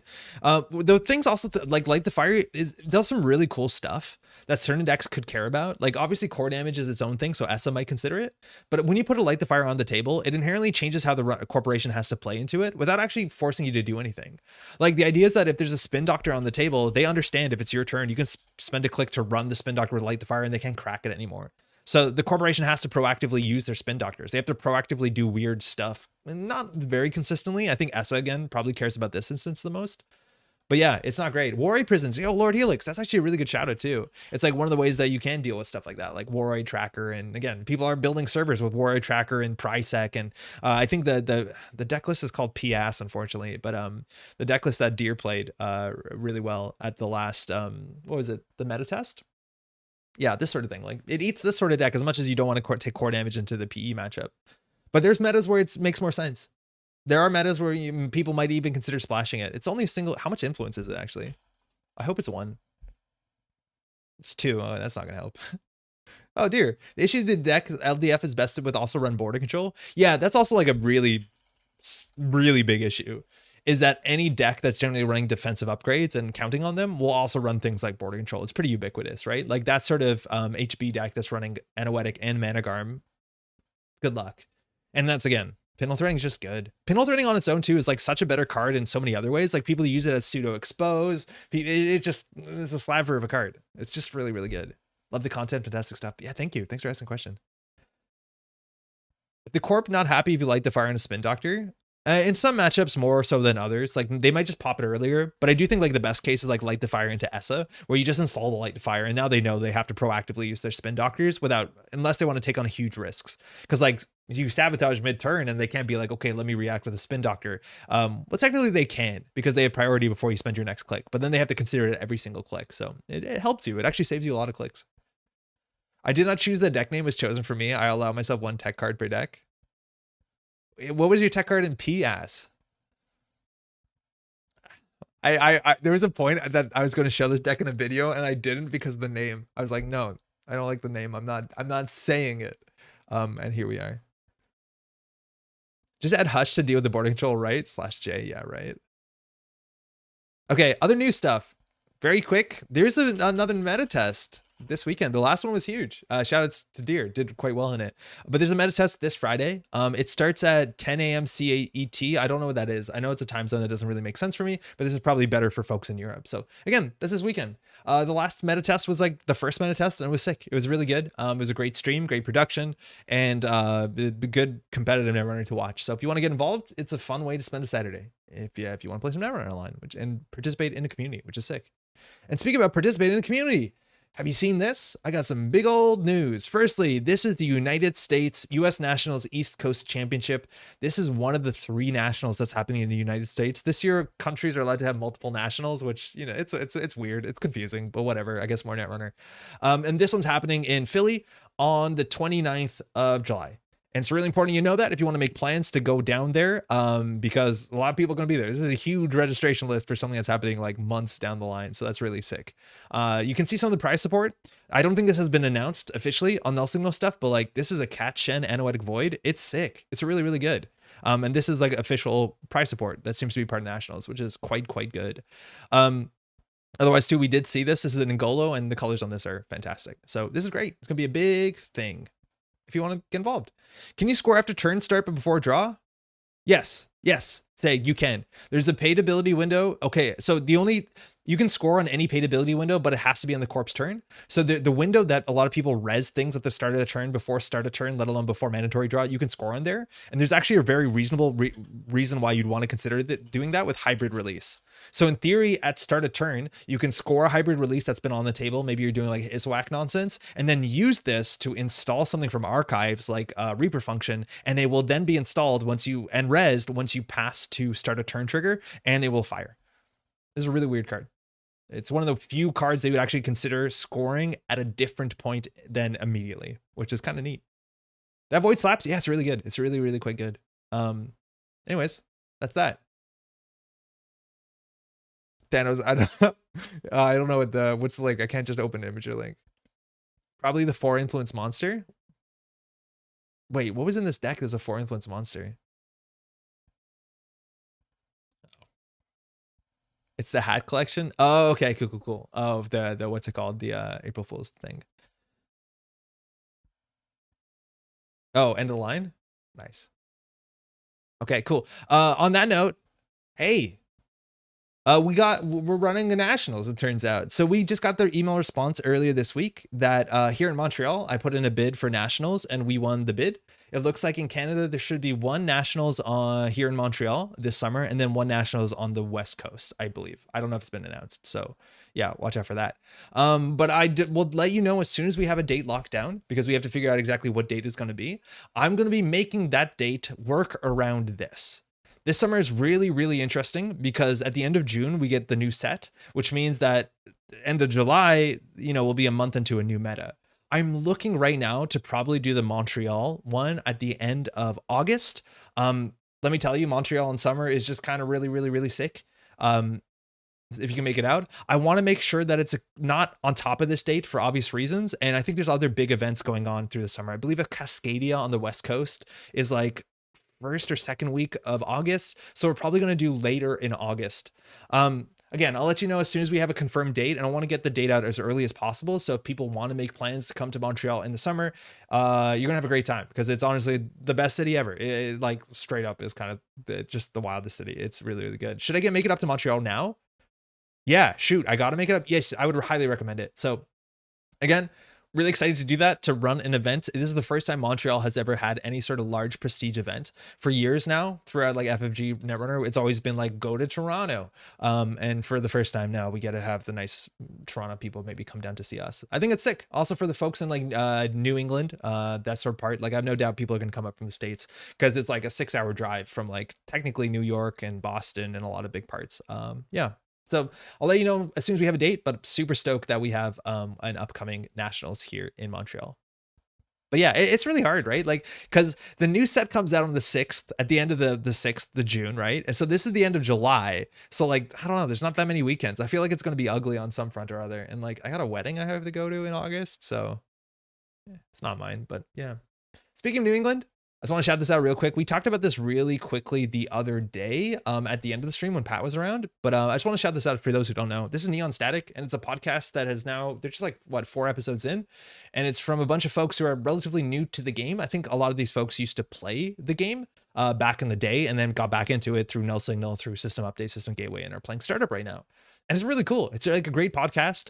I laughed because one of the comments they got in the reviews was, this is a Netrunner podcast that actually talks about Netrunner, which is really funny because I do think a lot of the podcasts and Netrunner podcasts I enjoy don't talk all the time about Netrunner, which is funny, but that's fine. And it's really, I think, fascinating. I'm really valuing this because understanding this thing does 2 things really well. It's like the perspective of people learning the game, like the sort of things they value, the sort of things they're worried about, the sort of things they're learning, I think is always very interesting. As much as possible, I always like to put myself in situations. Netrunner Politics Corner. I put myself into situations where like I try to learn a new card game just because getting that sort of angle on something is really important to understand. Like trying to know what you don't know is like really quite fun. But I think my favorite thing about this is the folks that are doing this are doing like a really great job building a community in New England, which is, if you don't know, like 5 states in the Northeast of America. And like they're putting together events and they're getting people to come out. And specifically this 4th episode was interviews during their startup event they did. They ran their first startup, I think as a GNK, if I'm not mistaken, maybe as a circuit opener. But people drove in from all over and you get interviews from people who are like, hey, I've been playing this game for 2 weeks. I've been playing a game for 3 months. This is my first time coming out to a game store and playing with people. And like the interviews are really, really quite cool. And like, this is kind of an issue from this channel itself, is this channel myself, like, I don't think I've done a great job of trying to do a lot of community building stuff. I just kind of focus on trying to make good enough content. And then I'm very lucky that people wanted to come and hang out. But like seeing the angle here where people are going out of their way to like make sure people want to come to a store, make sure that there's a situation, a space where people feel like, you know, they can do the thing that they want to do is really, really cool. So I'd recommend checking this out. It's been quite good. It's really nice if you want to hear the angle of new players. I know they have like their Discord for Northeast New England. And if you're in that area, there's a lot of folks that are doing some really cool stuff. So do check it out. You know what else is New England? Arkham. Yes. It was a startup CEO. Okay, that makes sense. Startup circuit opener. Very cool.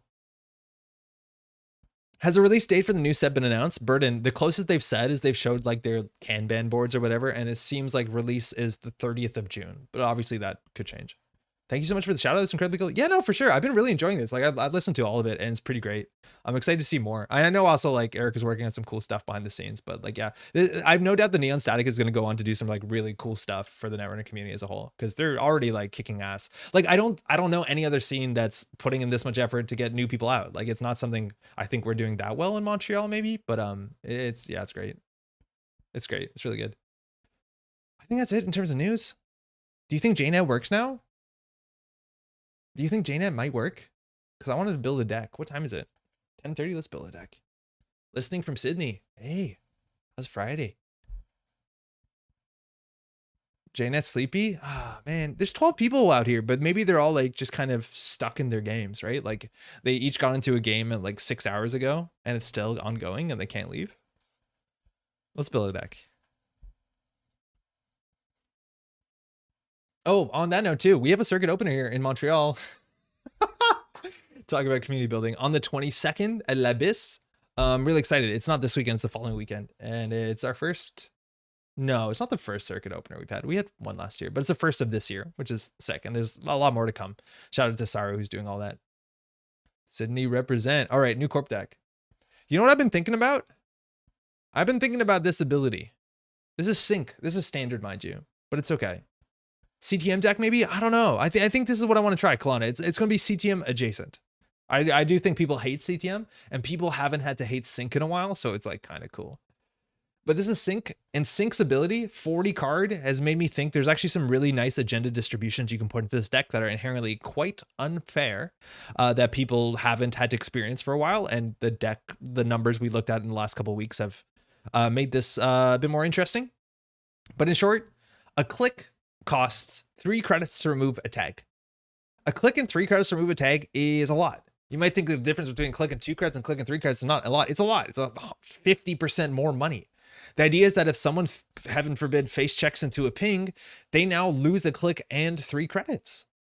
And there was a lot of really strong sync decks for a while, but usually the best sync decks were attached to like some other unfair combo win conditions. In fact, a sync deck, Bayukin, a very cool Netrunner content creator back in the day, one of my favorites, came second at Worlds many moons ago playing a sync deck. And since then, sync hasn't really done anything. Nobody's been playing sync. And I think sync was actually in a really bad meta position for a while now, because again, everyone and their dog was playing no free lunch. Oh, I can't search it here. Obviously, it's a runner card. And now with the loss of Drago, fewer and fewer decks are playing no free lunch, to the point that I believe the only decks playing no free lunch are either like criminal decks are usually playing 1 or 2, and that's it. I think that's it. Which puts us in a good spot where the damage of a single tag, the sort of reduction it takes in cost, is actually kind of expensive. And so then we can start doing interesting stuff. Like we can start doing like full bluffing and putting like check a scions on the table. The idea that if someone miscalls an installed advanced events check a scion takes them 3 clicks and 9 credits is disgusting. Like they can't get out of that. There's not a lot of people playing good single tag punishment, removal, excuse me. It's just like deuces wild largely and no free lunch. Just throw in Zealous Judge and make the runner flip the table. There's no way that card's legal anymore. Yeah, it's not, unfortunately. So I want to see what we can do here, because I think the tagging stuff is good. The ice is good. And if we do install advanced events and have some bluffs around it, it's okay. Obviously, we don't have Drago, but I don't think we need Drago. And the cool thing is that we're a 40 card deck, which means we can play as few agendas as possible, which means if we play like a bunch of the 2-1s, a bunch of 5-3s and foods in the Noose team, this is an agenda suite that we saw all the way back in like Ben Nee's time. There is a chance that there's not enough agendas in the deck to steal, because you can't take Noose team into your score area in this deck. Like, sorry, you have to. You can't spend 2 clicks on 6 credits. And with Global Food Initiative and like 15 minutes, it's very difficult to score out. We're just going to have to figure out how to leverage that into a win condition directly, but I think this is something that's definitely worth looking at. Bahram Wu's channel reminds me of Bayokin stuff. I guess so. Yeah, maybe. Yeah, the two that I used to watch a lot back in the day was Bayukin and Chris, like Kiv. Stuff was really good. Why isn't No One Home more popular card? I think it can be, and I think it probably should be. Keeps trying to search runner cards. It's like a really easy card to play. And if you have one influence to deal with put a card in your deck that deals with tag stuff, I'd actually probably put No One Home in sooner out of faction than I would put No Free Lunch, because this gives you a bunch of options and a bunch of outs versus things like Hard Hitting News. I think you're much more likely in competitive standard to see Hard Hitting News than you are to see Public Trail. And Public Trail is, you know, this doesn't work against it. I guess it does, but it doesn't solve it. It's way better against like a lot of tags. And then this works against net damage, but people just don't play this. I don't know why. I think you can, and probably should. I don't think we're too worried about it because we're going to get signal tags, and this only works the first time you take tags on a turn. Like there's some nuance around it. I don't think it's going to be that big of a punishment. Sync in 2023 ain't no way. Yeah, right. But why not? Why not? Market forces and self-growth. I don't honestly know. I'm not actually sure, Kalana, what our punishment is. Like, I think those cards you need to play like Drago, you need to consistently give a single tag. And I don't think we can afford to do that. I think we have to do like Checkus. I think we just have to do install advance. JNet's still lagging. Yeah, I thought so. Not gonna lie, I thought Sync rotated. Yeah, Sync is going to rotate in like 2 months. So let's get in it while we can. And you're saying that we're a stock buyback list. Best defense, Andre's favorite card. Oh yeah, by the way, there's a back to this card. You never see it. It has really nice art on it, but you never see the back of it, because once you flip this over, they can start clearing the tags and it's not that expensive, but at that point they probably won't. And allows you to spend a click to trash a resource for free. Not great. Because how many resources do you have to trash for this to be flipped over to be worth the click flipping it over? Like if you trash one resource, did you just click for 2 credits? You did. Is that an ID ability? No, just stay on this side. Like the flip is so unfortunately rough. Let's build a deck. Didn't Sanjay have a decent sync deck recently? Could be a good net deck. I haven't seen a sync deck in a while. Let's look what people have been doing. But I think sync was just in a really, really bad spot with no free lunch everywhere. So we'll see if people did anything. I was really into NOH for a while in the Nani meta. It feels good in theory, but the first time clause messes up in practice. Yeah, the first time clause is like really rough against what's it called? Against net damage specifically. I don't think it's as important to tags, but yeah, into net damage it's really, really quite bad.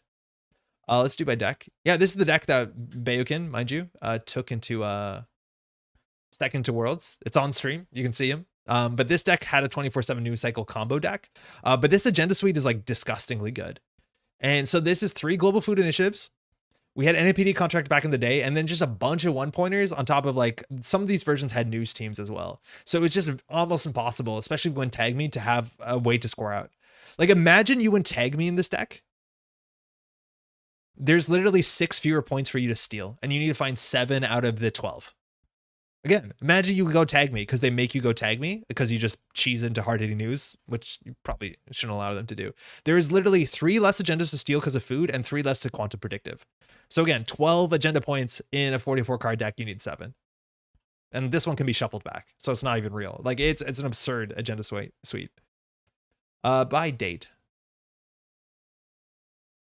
Think and Misdirection have a pretty unfortunate relationship. They do. Misdirection is the worst thing by far, but like nobody plays Shaper besides Jeff on stream. Yeah, I don't see much. I don't think people have been really playing Sync much.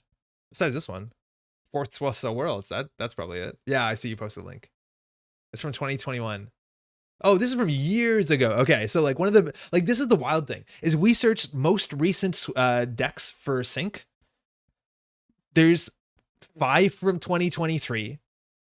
Like 7 from 2022. Literally for a year and a half, there's 12 decks for this ID, and this deck almost won Worlds. And me, the Montreal Island player, excuse me, the 2 Montreal Island players. It's a really funny story from our last thing. But yeah, no, it's wild. It's like people just don't play Sync. I don't know. It's probably fine. So this is Sanjay's list. Again, what you'd expect: 3 economic warfare into 3 hard-hitting news, which at this Worlds 2021, I don't remember what the meta was looking like. I don't know if that actually caught people off guard. I don't think it did, but like these sort of cards are so good.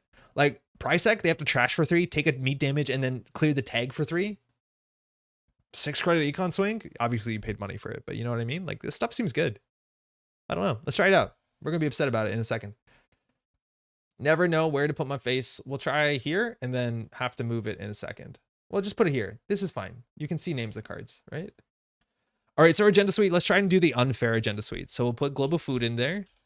All our ice is going to tag the runner, like nothing to it. All our ice is going to tag the runner. So it's really hard for them to run, which means we probably want to play 3 quantum predictive models. This might use a 3-1 agenda that the runner just can't steal if they're tagged. In fact, if they touch it, it's yours, which is sick. Just 3 fewer points. So in theory, we only have very few points in our deck. We're at 44, so we only have to play 18. That's very much worth noting. And then we have to figure out where to put the other points in our deck.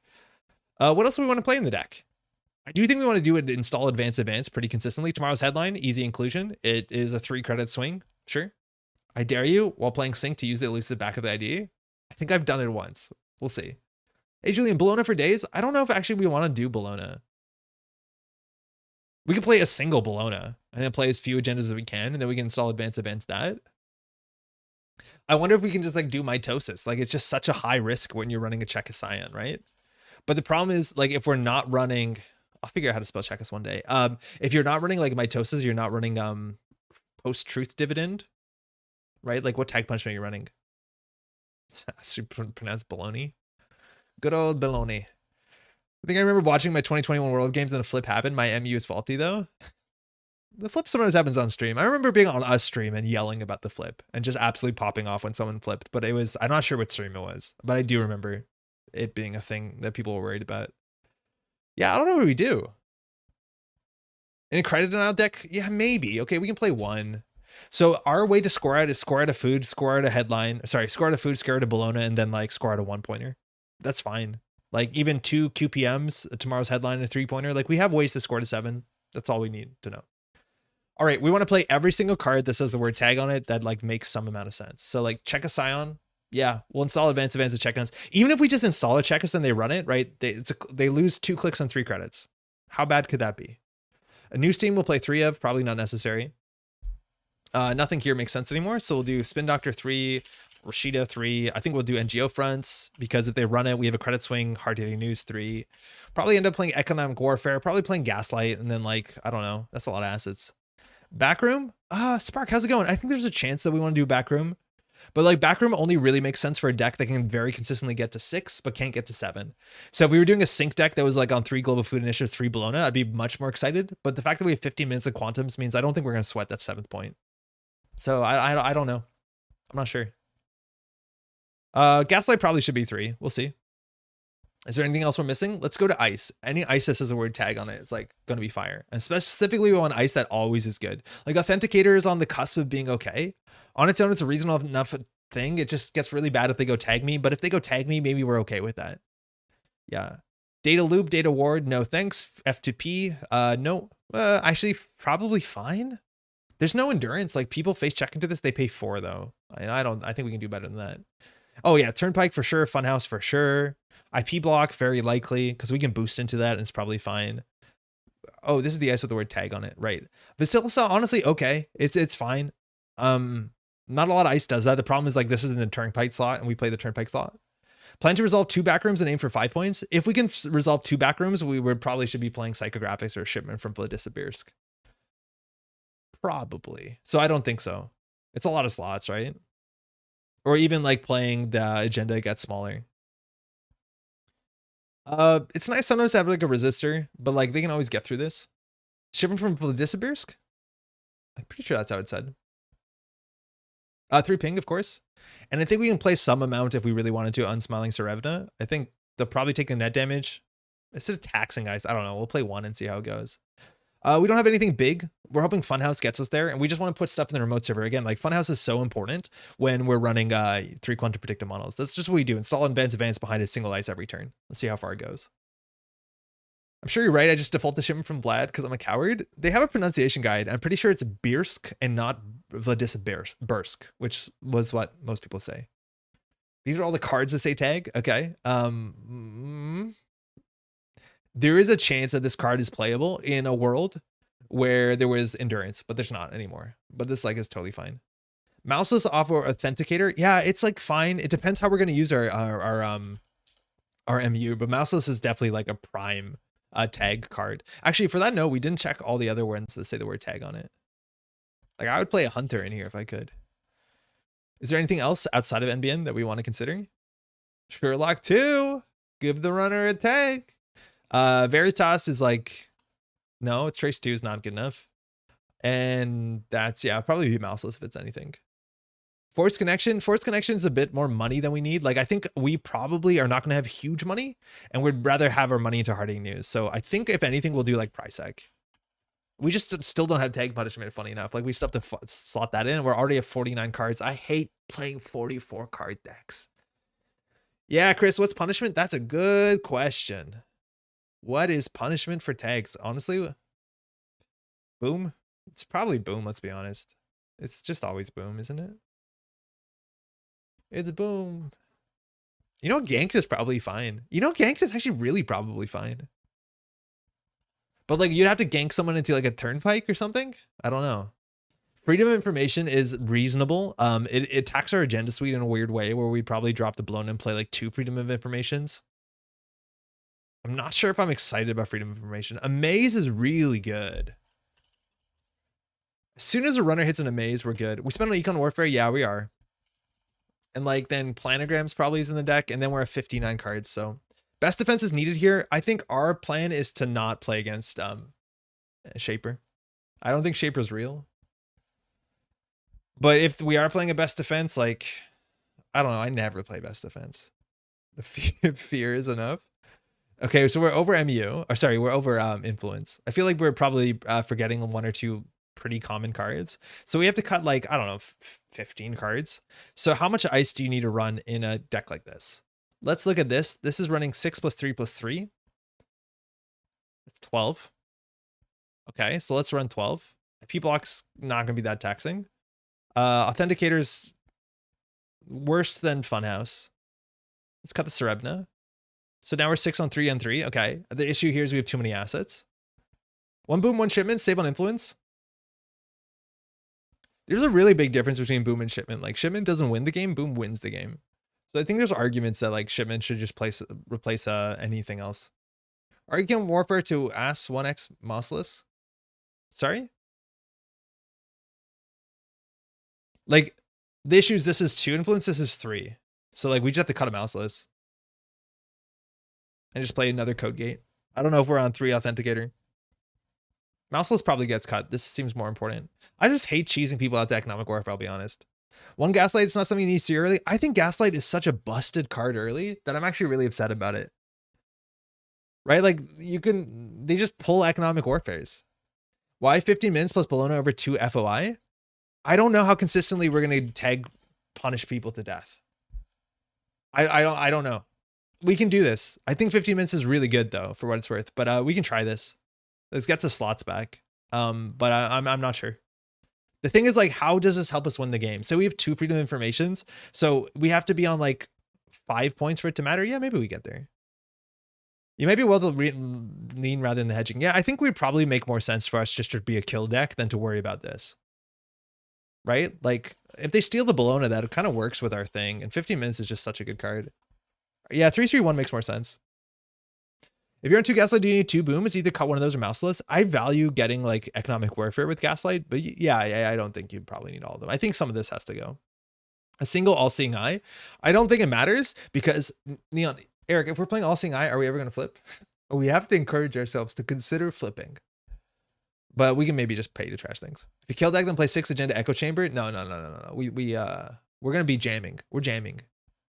Cut boom or mouseless. We'll cut one of these. We'll cut one. We're a 40 card deck. How inconsistent could we be?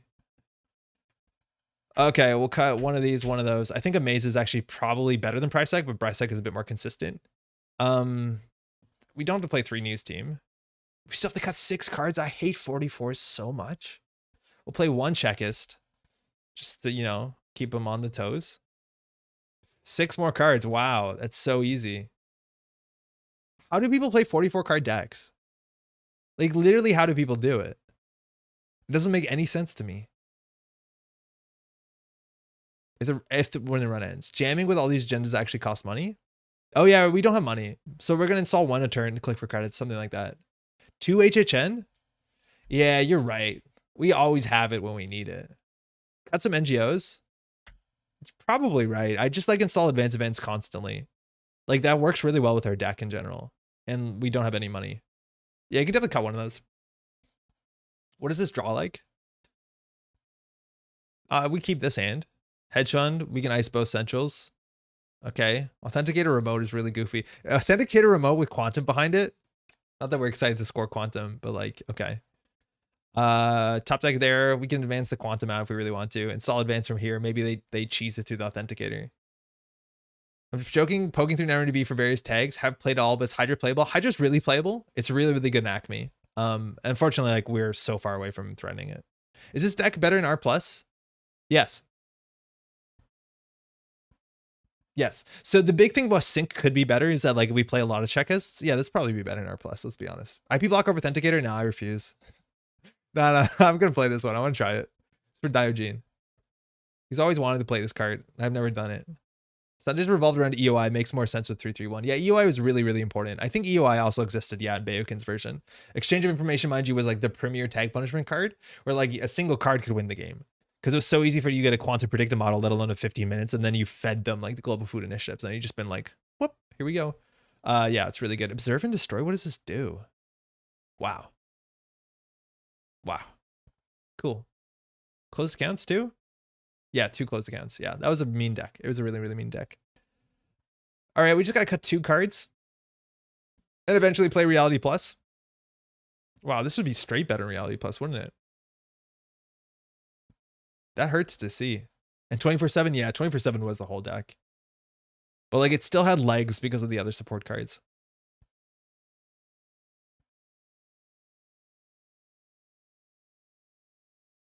I guess.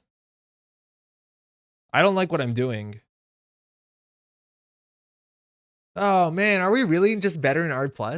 I think we are really better in R+. I would rather get 2 credits than force the runner to spend 1 more. Maybe that's why Netrunner DB has been so barren. Because like the very obvious problem. 2 Amaze, no Price X? I think Price X has like a bigger chance to be impactful on more runs. Amaze is only impactful in the chance that they hit it on the remote server at the same time they hit an agenda, which is like way less likely considering how many asses we're going to jam. It's probably actually 2 Price X, no Amaze, if anything. I think a maze is obviously more important, but like if they're clearing a single tag, that's probably best for us. Like if they hit the maze, they probably just go tag me. Maybe fundamentally that's best for us, but yeah, I don't know. You mean misdirection wrecking us?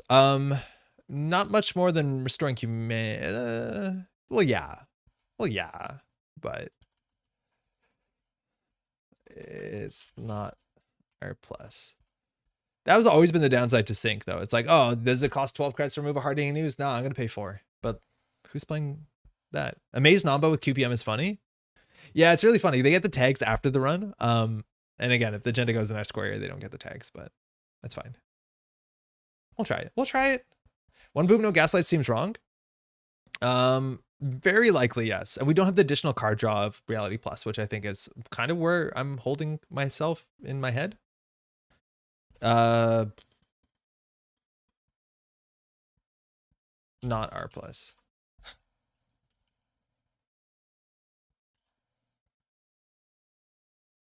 Okay, what are we doing here?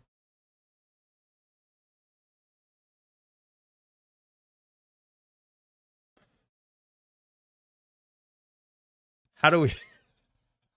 I think I'm having a panic attack. I don't know how to fix this. I don't know what we're doing here. Does any of this make sense? Are we having a crisis right now? Am I just too warm? I'm suddenly feeling ill. I think you're right. We probably need to be playing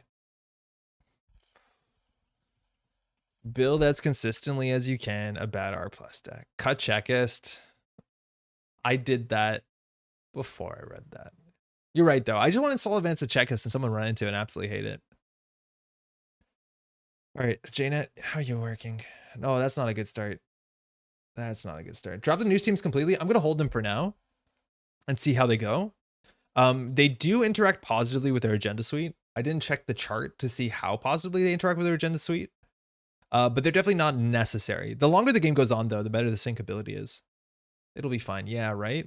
Cannot select decks. I don't think it's going to be fine. How's the leg? Optical, it's been really bad. It's been very awful all today. In fact, I didn't record. We played 1 game so far, and it was not good, but playable. But not great. NAPD coordinates score because they're broke. NAPD coordinates really, really hard with 5/3s, right? Because you can't do install advanced events NAPD coordinate. So like if you played seamless and other stuff, but then I don't know if you're playing a sync deck at that point. But yeah, coordinate just doesn't make sense with a lot of 5/3s. If we had 4/2s, yeah. In fact, like the Asmari list from UK Nats is like sick. Oh, that seems like it loaded okay. What's the chance jnet is working well? We drop Checkus. It's the one of the few cards that combos better with sync than R+ though. Yeah, Kalani, you're right. But for a moment there, I was getting dizzy. So I don't know. Check yourself before you wreck yourself. Big fan of the joke. Oh, cheers. It's very kind. jnet looks good. It's rough times we're living in. Could be worse. Okay, we're playing against a shaper. Smoke doesn't play misdirection, right? This hand's good enough. What's up with jnet? It's just been really, really slow and really unresponsive today. It honestly seems good right now. Like this last 3 minutes have seemed fine. Must be Sengren's on stream Smurf. No, I know Architect. Shaper isn't real. Can't hear you. Honestly, I don't think they are. I'd rather push behind a ping than a turnpike. So we're going to do new remote. We're just going to put the Rashids in it. And the question is, do we want to pay 2 credits on turn 1 to give them a price tag? I'd rather ice up R&D. I'll ice up HQ. R&D's open. For what it's worth, like even getting the turnpike in front of R&D is huge because if they tank through it, probably not going to trace into it, and it protects every single 1-pointer we have in the list. That matters. We have a click to flip here. I promise you, if things are going poorly, we're going to spend a turn to flip in and flip out. We're going to literally do the Netrunner click flip. Also love the agenda mid bit. Let me try that again. Also love the agenda math bid science works. Yo, I'm glad you liked it. The response has been really, really positive. Obviously a lot of work went into it, but I'm glad people find it useful. Rashid and Econ Warfare means a runner has a bad turn 2 no matter what. If they don't run. So here we're likely to draw into, well, not likely, but there's a chance we draw into Hard News. Come on. Don't play Creative Commission. Play like, I don't know, Earthrights, Anacam. Yeah, that's what we want. So technically they have functionally 5 credits. There's a chance that they get hard-hitting news on turn 1 and it's over. Math runner, best runner. jnet seems good. Oh, imagine we had 3 hard-hitting news in the list and we drew it right here. How sick it would have been. They'd be on 1 credit. Hey, chat, I might be able to win my first standard game. Get out. Wait, River, what are you doing? Why are you not focusing on your game? You're in chat? All right. Yeah, we would absolutely blow them out if we had 3 hard news. We're going to keep that as our secret, though. And here, I don't think we have to extend further. I think the Funhouse is going to go on server 1 eventually. But yeah, now money's going to be a problem. Got to announce prior, otherwise it doesn't count. It's like if you don't say Uno, right? You'd be like, sorry. Yeah, that's you can't win right now. You have to put that back. Put that agenda back. Install Bologna? No. I think we probably could install Bologna. It's better than this. And this is technically an econ card. I think this play is okay. I don't think that Smoke is going to do anything that aggressive this early on. But we probably install the next turn. I don't think it changes that much. We res the turnpike on HQ regardless. Maybe. Yeah, installing it is good though, because if we top deck a hedge fund, like we can a hedge fund and then do advance. So yeah, it's definitely more important than the Funhouse. But we'll see. If we draw a Rashid or an NGO front next turn, we'll go for that. So bit of 1, bit of 2. Ooh, is that a resource? I can flip that and trash it for free. Creative Commission, 10 credits, Anacom card draw. I think this console's sick. I was actually really considering because Jeff last night was looking at like playing a bunch of cybernetics in what's it called, Padma, and it seemed okay. But then I was like, wait, why can't we play Masterwork? And then I looked at Masterwork and it's 4 influence for some reason. I would love to play Masterwork and Shaper. Yeah, okay, not punished. Because we need this money, and if Architect runs into this and like it's a Funhouse, obviously we win the game. Well, we need Hard News to win the game, but functionally. They think we're really thinking this turn through. That can't be good. I want to snap slam this. You snap slam an agenda here. Maybe this makes it look more like an agenda. Hey, River, we did it, runners. You did it. Congrats. What are you playing? Jam Bologna, they can't get in.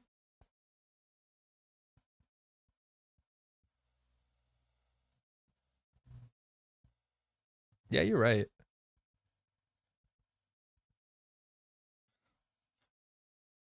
Slow motion train wreck. Jam it. So good that chat delay syncs up perfectly with the state of modern jnet. Playing Reg Sable into Prop Devost. Nice. That's a tricky matchup. Prop Devost really.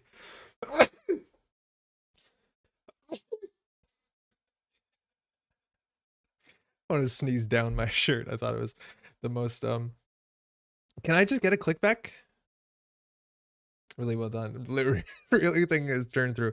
I said good things about jnet like a second ago, and it's all catching up with me. Yeah, I know. We're gonna get 5 clicks. Oh, And then we're gonna have to like decrement them. It's gonna be an absolute mess. Yeah, sorry. If you're watching this, maybe hit 2x speed for a minute. Stole a degree mill on turn 4. You're playing standard, and then drew 1 deep dive on turn 5, so prepped and stole a Bologna and Beal on turn 6. Yo, that's sick. Well done. Yeah, it's not great. Oh, there it is. Hey, Luis, I made 2 very small donations to jnet. I want to do another just because like what it does to keep the game alive. Yeah, you can totally donate to jnet. You should. A lot of these resources too, like NetRunnerDB, jnet, all that sort of stuff. If you also donate any amount on jnet, you get the ability to change cards to alt arts, that the ones that they support, which is sick. But yeah, donating to jnet, I think it's specifically, I don't think it goes to development costs. It goes into like upkeep costs and server costs. It's for what it's worth. I've never seen it this bad. I don't know what exactly is going on. But jnet's sick, and the people who work on jnet are sick. But yeah, I don't think I've donated in a while, but I did do a big donation a couple of years ago. Maybe I should do another one. Yep. Oh my god, I feel so bad for our opponent. Like, how many times can I click this? We should have just committed to the NGO front. There was no way undo turn was the best. We should have read the tides and just rolled with it. Did the spectator join in before or after lag? Rip Netrunner? It seems after. I didn't see they joined, but it suddenly got bad, but I don't know when they joined. Is the spectator messing it up? When did the spectator join?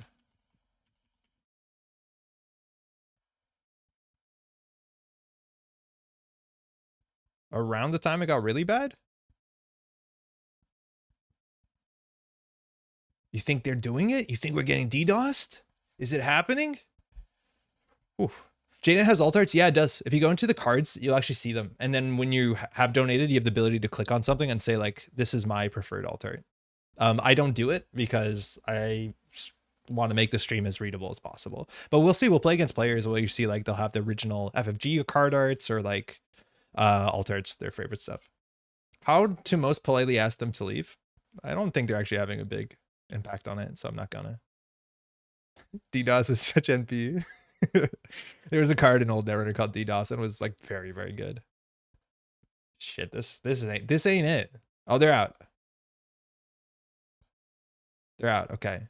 I miss blackmail. Yeah, Lord Helix, it's just you and you alone that miss blackmail. Everyone is celebrating blackmail being gone. You gotta read the room, buddy. You know, blackmail is messed up. Now I'm committing to just watching stream. jnet needs a nap. You need a nap. You need a celebration nap. No, but well done. Resolving the deep dive through jnet lag was punishing. Thankfully, my opponent stayed. I can't believe that you got your first sweet, sweet taste of victory through this storm. Like, imagine winning a game in Netrunner in this. And then it's like, you know, that montage where you spend, 2 years training with weights on all your legs. And then you go out and play standard 3 days from now when everything is great.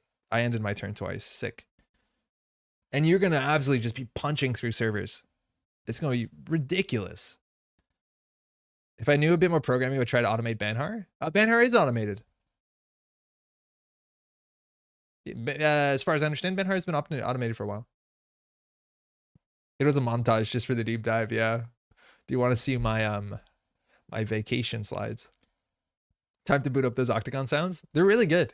Thanos, if you want them, I can send them over. I forget where I found them, but I got all of them, I think. Or all the ones I cared about, which is all of them. Oh, man. This is not good. At least peace in our time means there's probably going to be less clicking because we don't have to res ice and stuff. Great Smoke solved our credit issues for us. Yeah, honestly, very generous. This card's very good. Troning slow play for other card games, control decks. I got to figure out how to play L5R. This weekend, I bought a core set on a whim from a store in Canada that had like one core set because that hasn't existed in a long time. And I'm pretty afraid that the game is going to take 2 hours. That's what I heard your first games do, but we'll get there. Only one core set? I know. But that's the problem. Is like everyone I've listened to has said like you really need 2 to 3 core sets. But I'm not paying that much money to try a game on a whim that I'm probably not going to play a lot. Maybe I'll love it, but I really I just want to learn what the game is like to like develop myself as like somebody who likes card games. I'm not like going to get into L5R. And I'm not spending $120. It's actually hard to find 3 core sets. I think you have to buy it off someone. Your learning game will take 2 hours. I have no doubt. That game seems absolutely intimidating in terms of decision space. Whoa, shit. Well, you're sending it in last click? Yo, get pinged, possibly. Unfortunately, it's not get pinged. It's run through a turnpike. But like at some point when jnet's this bad, it's like playing against PE where you just kind of send it so it'll be over one way or another. You can't even play constructed with L5R? I know, for sure. But it's fine. Could possibly play the game on TTS. This is the weird thing that I found. There's been so many games that I have tried on Tabletop Simulator and I've just bounced off of it. This weekend, my partner and I, we played Stationfall, which we got in mail. I pre-ordered Stationfall, and Stationfall is like the coolest game. And we played it online, and everyone hated it besides me. It became a meme where I was telling everyone like, hey, please, we got to play Stationfall in person. And everyone's like, no, we played it. It sucked. And then my partner and I played Stationfall 2 players. And we wanted to play more games than we had time to do. Maddie's like, can we play another game Stationfall? I'm like, that's too late. We can't. But it's sick. It's really, really fun. Remember hearing that the first L5R tournaments, all the games went to time? Yeah, but that's also nobody knows what they're doing. Rahid, how's it going? Like that just happens, right? They saw Economic Warfare ping. So again, we can just absolutely throw them down to 4 credits. I think we're going to go for the Rashida. I feel like this server is good for us no matter what.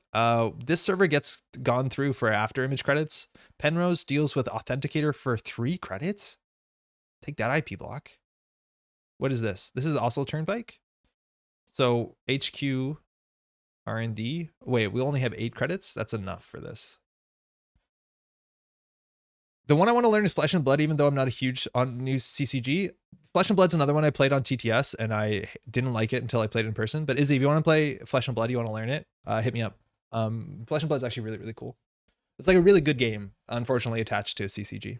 But if you play like limited, like it's very, very reasonable in terms of price. But everything else, not for me right now. If I had unlimited money, maybe. But like, obviously at that point, we'd be like hunting humans or something.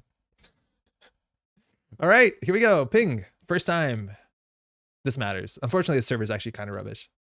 Crowder, they haven't determined that it's worth playing Crowder over Paperclip in order to spend the influence on peace. I wonder if that can even be right. I don't think Crowder's that bad. I think Cleaver's considerable too. But also like Penrose in some cases becomes a Fractor. I don't know. 1 extra influence. Are you worried about program destruction? It's not real. But yeah, this is like, it may be the fact that your stealth credits go further. You don't actually mind the additional cost from Crowder. But yeah, maybe you can spend extra influence. But that's usually where they play like Trickster Taka or something. Just thought about how bad this is for the runner. Stealth is the whiniest you. Oh, you're right. It's like second to Matryoshka. The amount of clicks that Stealth has to make is really difficult. Best of luck on L5R. The game does take a while, but it's kind of fun. I was a huge L5R fan when Diamond came out by AEG. I've heard some really cool stuff about like old L5R that really made me excited to like see what the game was about. But most of the stuff that I heard about old L5R is like about the narrative stuff that was like really, really creative back in the day. I think Cleaver is better than Crowder 99% of cases. I think mathematically, yes, but it just takes one deck to like really lean into that the way that they do in Startup. I just don't think you see it that often. But yeah, if I had to play this versus Cleaver and like Criminal, I'd play Cleaver. What's Hook of Flesh and Blood? What makes it better than a generic dudes fighting game? It's a good question. Price tag mouseless 50 minutes. That's sick. We're gonna lose our mouseless though. So it is a game in which your card, so it plays like Flesh and Slay the Spire. It's literally multiplayer Slay the Spire. The sort of mechanic, like this card game, my hand is basically the same between 2 different turns. And in Flesh and Blood, you basically drop to your hand size at the beginning or at the end of every turn. So it becomes a puzzle like Slay the Spire, like how do I best play this hand? And when your opponent attacks you can use your cards to block, and they have different block values, and your opponent will have on-hit effects, stuff like that. So the game becomes like this really interesting management of resources. On top of that, your cards are, generally every card comes in 3 colors, red, yellow, or blue. Red only pitches for 1 resource, blue pitches for 3 resources, yellow in the middle, and then the cards do less damage or have less powerful effects based off of that. So the idea is that you can have 3, you can have a lot of the same card at different colors. And then anytime that you play a card, you pitch it for resources to play another card in your hand, it goes onto your bottom of your deck. So you actually you stack your deck, and then every game you largely, as long as it's not super aggro meta, you draw through your whole, Rashida, fuck. You draw through your whole deck. So then pitch stacking and that sort of remembering is really important, where people go out of their way to like make sure they're pitching powerful cards so their mid to late game is an ass. It has some really cool things. But if you just want to see it as like multiplayer Slay the Spire, you're there. because that's what it is largely. It's like, here's a hand. How do I use this hand using my armor and stuff like that? It's really, really cool. On top of that, it's a game. Hold on, let me play my awful turn now that Rashida is not on the table. This doesn't do anything against Stargate because they don't access it. We're drawing into a Mouseless. Yeah, that's worth putting on R&D as much as that bankrupts us. I think we can just do install advance in our remote server, because we're not going to be able to do it next turn, unfortunately, because when Rashida fires, we'll have too many cards in hand. Speaking of Slay the Spire, I jumped on the board game Kickstarter, lol. Hey Ken, how's it going? I'm like really pessimistic about video games that become board games because I don't understand what it adds. It just adds all the upkeep stuff that like I'm super glad the game already does for me. I guess it adds co-op, but there's really good mods to play co-op Slay the Spire. The Mac Holville build has sold quite a few people in L5R. That Macaroni, you know, I've seen that vid. Yeah, that's exactly why I want to see what L5R is about. But again, that's the narrative stuff. Anyone played Universal Fighting Systems? No, I haven't. Been a bit since I played it, but it's already a favorite TCG of mine. Hey David. Howdy, Luis, fellow old school L5R player. Good to see you around. Oh, cool. Croter means it's probably not a turbine rig. That's actually a really good point. All right, we're going to remember this. Oh, yeah, there were newsletters tailored to each clan. It's kind of like a propaganda for a clan. I also learned about this when someone showed me the Matt Colville video. Yes, the Matt Colville video, I think a lot of people have seen. Matt Colville is a really good storyteller. All right, well, we get our cake and eat it too, which is nice. So we'll put this in server 1. Unfortunately, we're committing to scoring it out. Does that really work with our agenda plan? Abstractly. We want something on R&D that's taxing. We don't have a spin doctrine at the table, so we're going to keep this in hand. I think the ping at this point is like still very taxing for smoke. So I think we're just going to put the price on HQ because it doesn't do anything in on R&D. Alternately, we could advance this once, but if they run, that's fine because that turns on hardening news. I tried the board game of Tabletop Simulator. It just seemed miserable. Yeah, no, I don't know. I don't understand it. It's like very easy for me to play Slay the Spire on my phone. If I want to play Slay the Spire right now, I can. And I like that. In fact, I'm a big, I really appreciate Marvel Champions because to me, it feels like Slay the Spire. Sleepy time, catch a rest later. Thanks again for the mention. Of course, Neon. Thanks for dropping by. Physical Slay the Spire feels very, yeah, I don't know. I have no doubt I have friends who've backed it and have the upcoming Slay the Spire game, and like I'm stoked to try it out. I just like it'd take a lot for me to be very impressed by it. Advance wants to save money to res the funhouse, then we make them score it for us. Yeah, I didn't want to throw out a card. I don't think they're in a rush to run this. We only have 5 credits now, but that's like just enough. We just have to be able to res the funhouse. Even the ping, like I don't think they'll have the foresight. Usually the runners don't, to like clear the tag and then come back. It's very difficult. Neon Static is awesome, and everyone should definitely check it out. David, I see from the L5R, huh? Yeah, Neon Static came from a lot of L5R players back from the day. It's really cool because I listened to one of the first episodes of one of the L5R podcasts. And they were saying like, oh, I just came from Netrunner and like, this is the coolest game ever. So like, obviously there's something really cool to the game. And I'm excited to see what it is. Spirit Island has been our go-to co-op for like 2 years, and we probably explored like 30% with Nature Incarnate coming. Don't see STS getting to the table much, even if all of us like it. It's so weird because like very obviously Spirit Island is such a sick game and everyone loves it for like good reasons. And it is the game that I have tried to play digitally, bounced off of it. My brother tried to teach us it once. He loves it, but we were very tired. It was after a long car drive. It was not a conducive experience for that sort of thing. And we bounced off of it really, really hard. And like, I just haven't got down to play Slay the Spire in a way that was like, or sorry, Spirit Island. I hope I've been saying Spirit Island this whole time. That has been great. But I have no doubt Spirit Island is just an absolute slapper of a game. Yeah, I just always bounce off of it for some reason. Anyone else excited for Earthborn Rangers? When is that out? Wasn't that meant to be out soon? I played it on TTS and had like so many opinions about it back in the day. And I know the game is probably very, very different, but I did not enjoy a lot of it when I last played it. But I have no doubt it's like worlds different. They showed a very early build of it. The Spirit Island app is awful. Man, the colors of Spirit Island are not easy to look at, if you ask me. Spirit Island's the best game ever. Like comparing anything to Spirit Island's foolish. Just think the deers. Like I know you're probably right, and I've heard that from so many people that I respect their opinions, yours included. That like I just can't understand how I keep bouncing off of it. Like I need to give it the 3rd shot, and I know it's worth the 3rd shot. Next turn we tag him. Yeah, very likely. And that's like the cool thing about this. You're not stressed about this. All right. Yeah, next turn they misdirection or they lose. The colors in Spirit Island, there's a joke here, but we're not doing it. I don't know what the joke is. I don't know. There's a lot of brown, a lot of beige. It's okay not to like a game. No, because I know why I don't like games, and I know why there's certain games that are not for me that are for other people, and like power to them. That's sick. It's great that we all have our own, thing that we like. But I can't tell why I don't like Spirit Island. Like I just haven't had enough time to tell you like about the mechanics. It's just been a mess. Bye to your money. IMO, how's it going, by the way? Exactly. Spirit Island and STS both suffer from meh art direction. That's actually a thing that's like holding me back from a lot of other. Ooh, well done. Yeah, they can use these credits for anything. Literally for anything. There's a lot of like Slay the Spire competitors. I think right now Across the Obelisk is the other one, and like art direction, not easy to look at. I still think like also like Monster Train, I don't like what it looks like, and I like Monster Train. There's a lot of those that I think the art is like, for what it's worth, I think everyone now likes, like I like what Slay the Spire looks like now. It's kind of a warm spot inside, but you know what I mean? Spirit Island art slabs. All right. Some of the card art is kind of bad. You like Spirit Island art too? Again, I've seen very little of it. But it's strange. Oh, Peace in Our Time, click 1. That's sick. That's the third one. Okay, so that's the most burst econ they're going to have from this point on. The mechanics are very interesting to me, but I think more mechanics in co-op games are kind of counterproductive at a certain point. What do you mean, Mondegreen? Spirit Island art itself is all right, but the board and overall feel doesn't jive with me. Yeah, I don't like... Okay, Shaper is real. It turns out that there is Shapers out there, and they do play this card consistently, and they just have it from hand sometimes. That's fine, though. Against this, like, there are metas where we can still tax them out through Funhouse, because, like, they can't deal with Quantum easily. It's going to be an issue. But ideally here we do advance credit.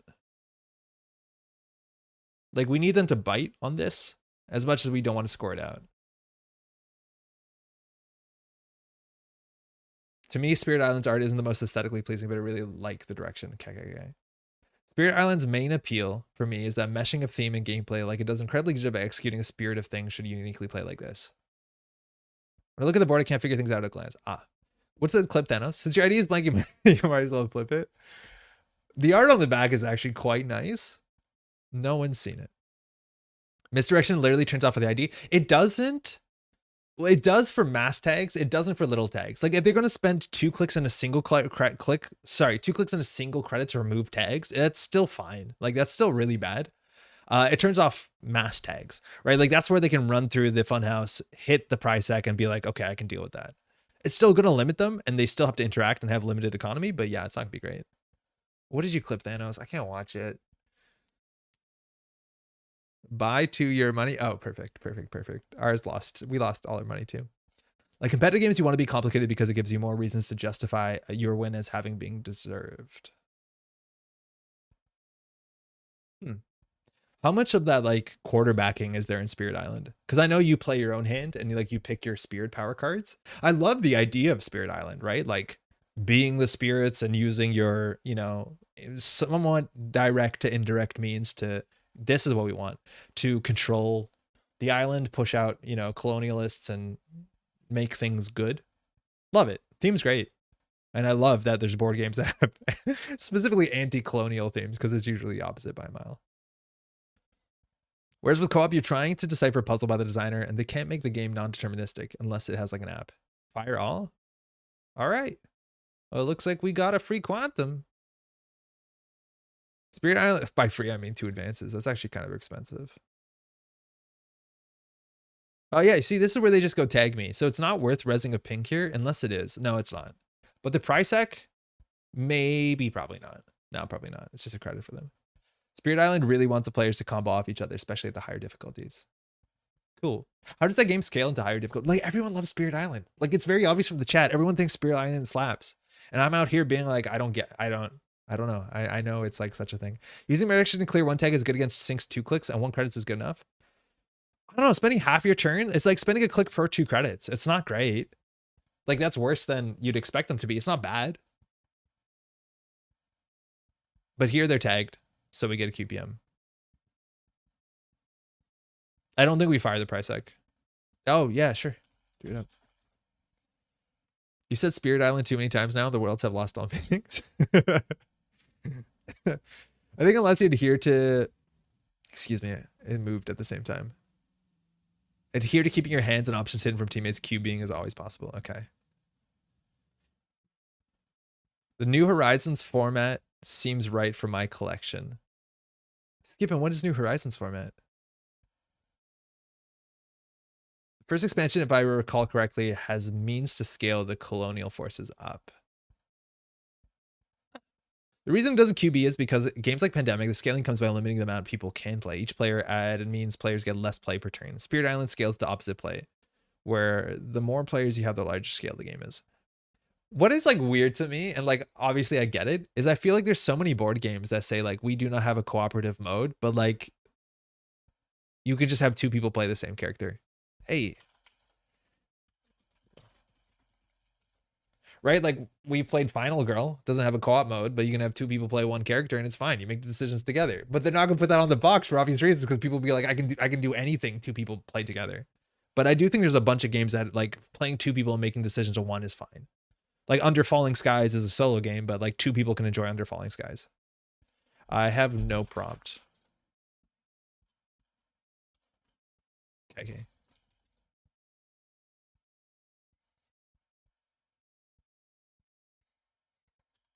Like, am I meant to do something here? Netrunner's probably good for that. I played Spirit Island once. It took me a while to get it. Once it's done, you're hooked. I believe it. This makes it way less easy to quarterback because every player always has their own part of the game.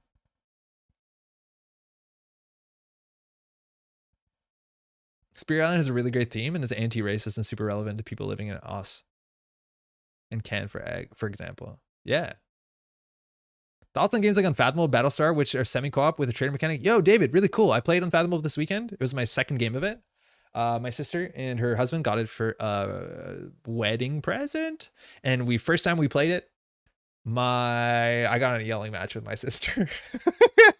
Because I think she wasn't the traitor, but she did not defend herself enough. Yeah, dude.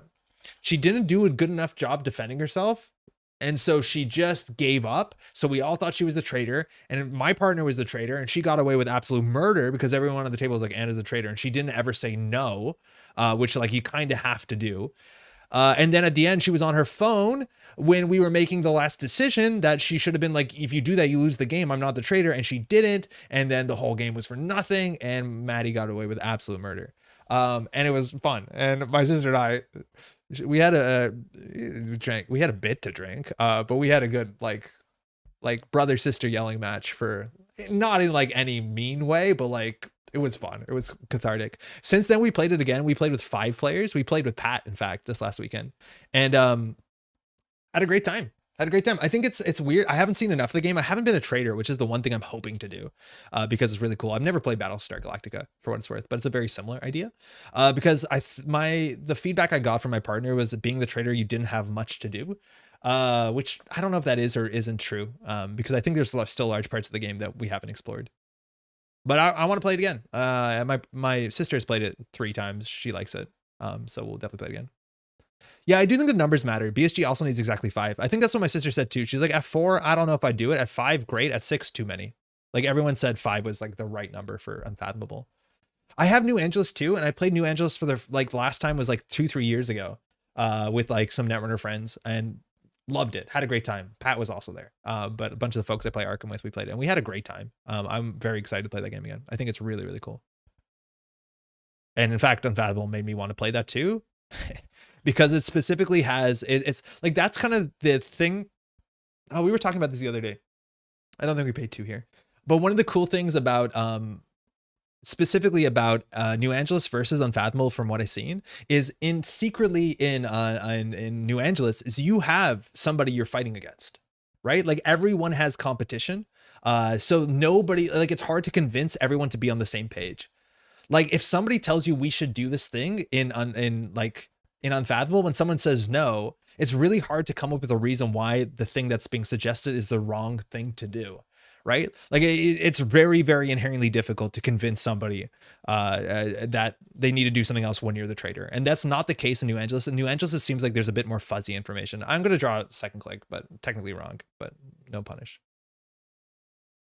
Yeah, I haven't played Battlestar. I know Battlestar is like everyone's grail game of sorts. Unfathomable's dope, but only works with a very specific number of players. Yes. I keep trying to get Unfathomable to the table. It, like, when you watch the Rodney Smith explanation, it's 40 minutes. It seems really, like, long, but it's actually not that bad. But that being said, there's a lot of conditional rules. So again, if anyone knows what Station Fall is, I think it's easier to teach Station Fall than Unfathomable. And yet, Station Fall looks so daunting. But I think Station Fall specifically has like a rule set that you can basically RPG your way through to be like, oh, I want to pick this up. Cool. I want to move here. I want to throw this. Can I light this room on fire? Yeah. Can I break this? You bet. And you can just kind of do whatever you want. Don't think Unfathomable is 6 players? No, I think it is. It must be. I don't know. Maybe not.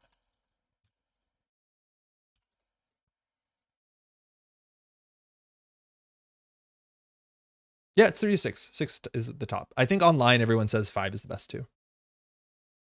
Why does Kitty have counters? Because when Kitty's accessed, it's added to the score area. So technically it will keep any hosted counters on it.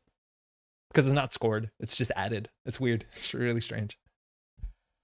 I really like the New Angeles mechanic of having to beat one other person and wish more games. Exactly, Rohit. That's like the beauty of New Angeles is everyone has a secret goal. So it's inherently hard to work together. And then the secretist role is somebody who wants to burn everything or make the government basically take over everything, which means collapse, right? Like they want to not work with everyone to the point that everything collapses, but everyone always only wants to beat one person. And I think that's such a good mechanic in a hidden roles game, because otherwise, if someone says this is the right thing we should all do, there's a reason why someone can say no without being a traitor.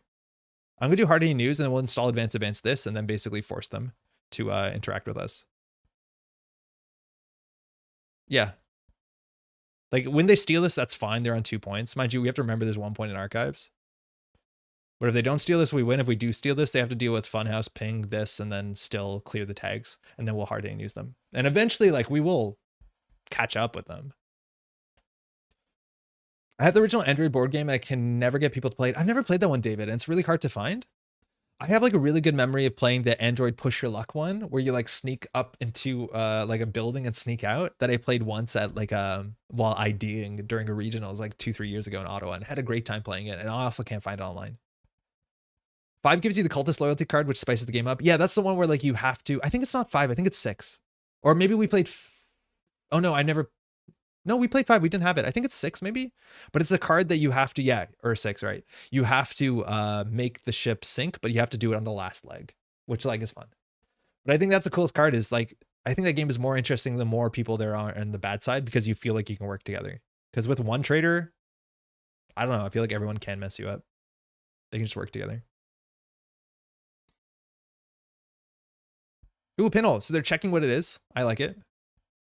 This means they have to run this click if they're going to be able to use their, what's it called? So they seize a food. So they have to run now or they lose.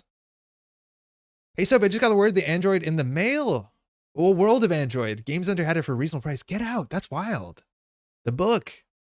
I know if you're listening to this and you care about Lord of the Rings LCG or Arkham, Game Center just yesterday restocked a bunch of Nightmare packs and a bunch of like the alternate investigator stuff. So if you're waiting for that stuff, it now exists on Game Center. They do reprints every like 6 months. So again, yeah, if you're looking for like the alternate investigators fully printed out and like all the cards that came from novellas, they're there. Fire. Oh yeah, it makes sense. It's cheaper.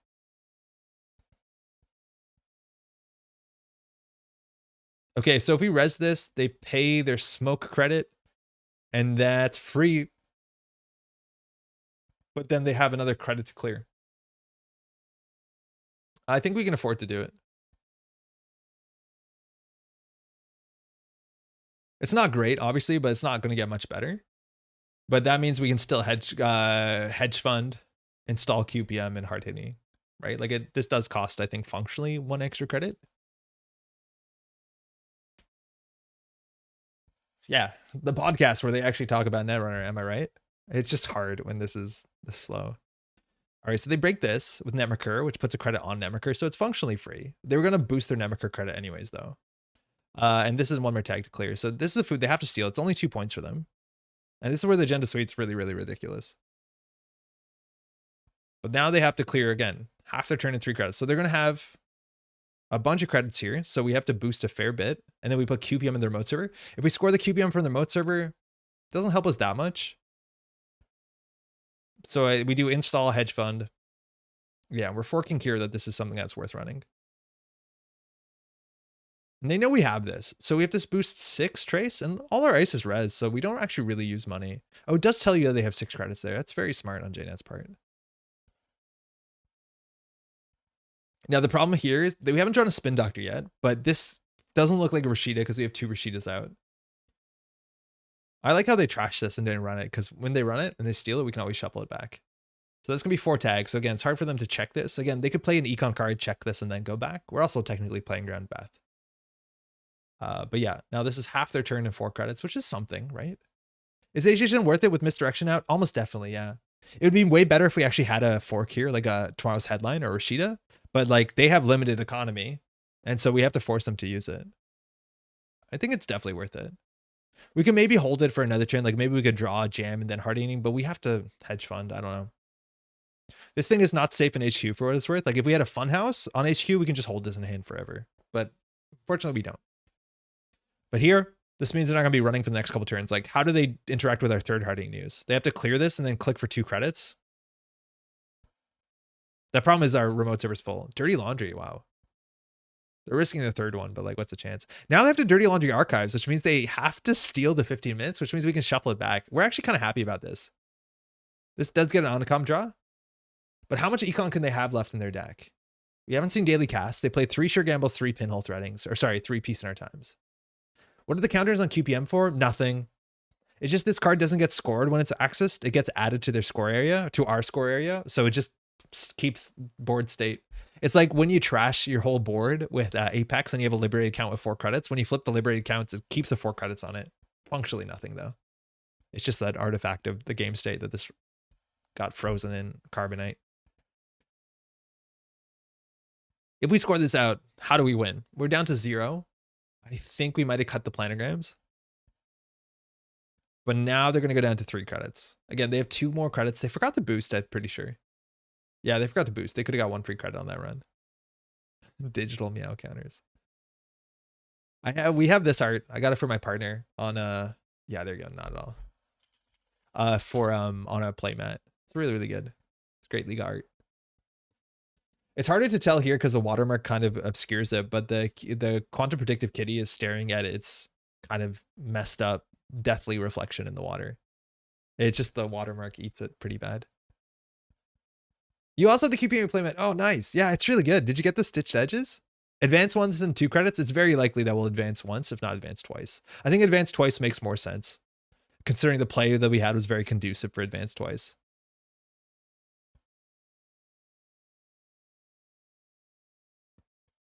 We have to advance. Oh, this sucks because we can't score at a Bologna. Oh, man. Yeah, advance once makes more sense because we can't score at a Bologna there. I thought if we had 1 more credit, then advance twice makes sense. We were 1 short. I have to keep in playmat 2. Get out. Sticker edges. Super nice. Yeah, you can find it on, I think, Inked Gaming. I'm pretty sure it's where we ordered it from. It's really good. I regret not getting the stitch edges. Mine's starting to fray. Even if it's not about fraying, it feels nice. It looks and feels better. I don't know what it does for the like longevity of the product, but like it is just kind of a nice thing to do. You play Subliminal? Hey, that's a spear. We're playing Seamless, 3 up. Yeah, they might not expect this. Again, this kind of looks like an NGO front more than it looks like anything, but we did install a last turn. Let's see if Architect remembers that, because that kind of changes this. I think for someone from Neon Static has it too. Sick. The stitched edges, right. Yeah. Yeah, they're sussing it out. Here we don't have enough money for this to matter. Like that's a big thing. The difference between having 2 and 3 credits is literally the difference between winning and losing the game here.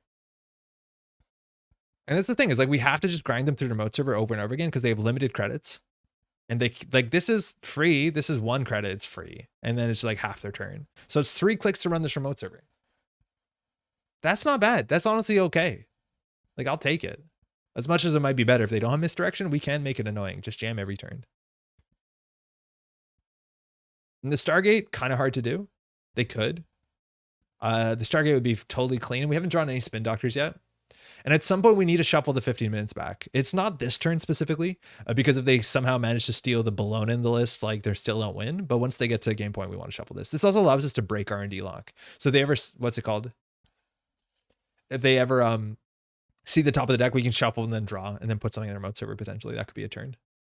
Specifically, we're on 5 points. We're threatening out the one of 3-2.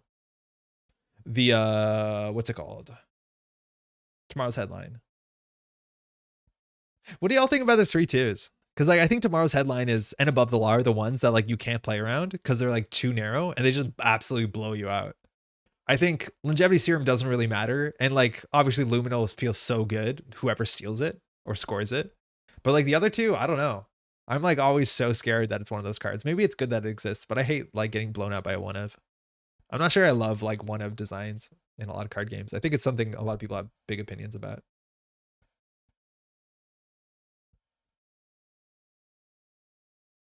Because they have no paid ability window tag removal on the board, they can't steal the QPM. It is impossible for them to interact with this QPM. You're right. Exactly. That's the point. Is this QPM is totally safe as much as like spending 3 advancements and 3 credits for 1 pointer sucks. It is totally safe. They would need a no free lunch or like an inside job, something that would bypass this, which like they don't have that. Yeah, exactly. Unless they bypass. The 3-2s are solid, but yeah, unreliable. The thing is like, I think Above the Law is played in every Wayland deck. Tomorrow's headline's played in every NBN deck. Luminal's played in every HB deck. You do not play Longevity Serum in every Jinteki deck. It's wild, right? Like, it's just not a good enough card. It's just not a good enough ability. I don't know. NFL or Flip Switch? Yeah, they would need tricks. No free lunch is like the most expected version, which like maybe they care about protecting their tag stuff. Still here.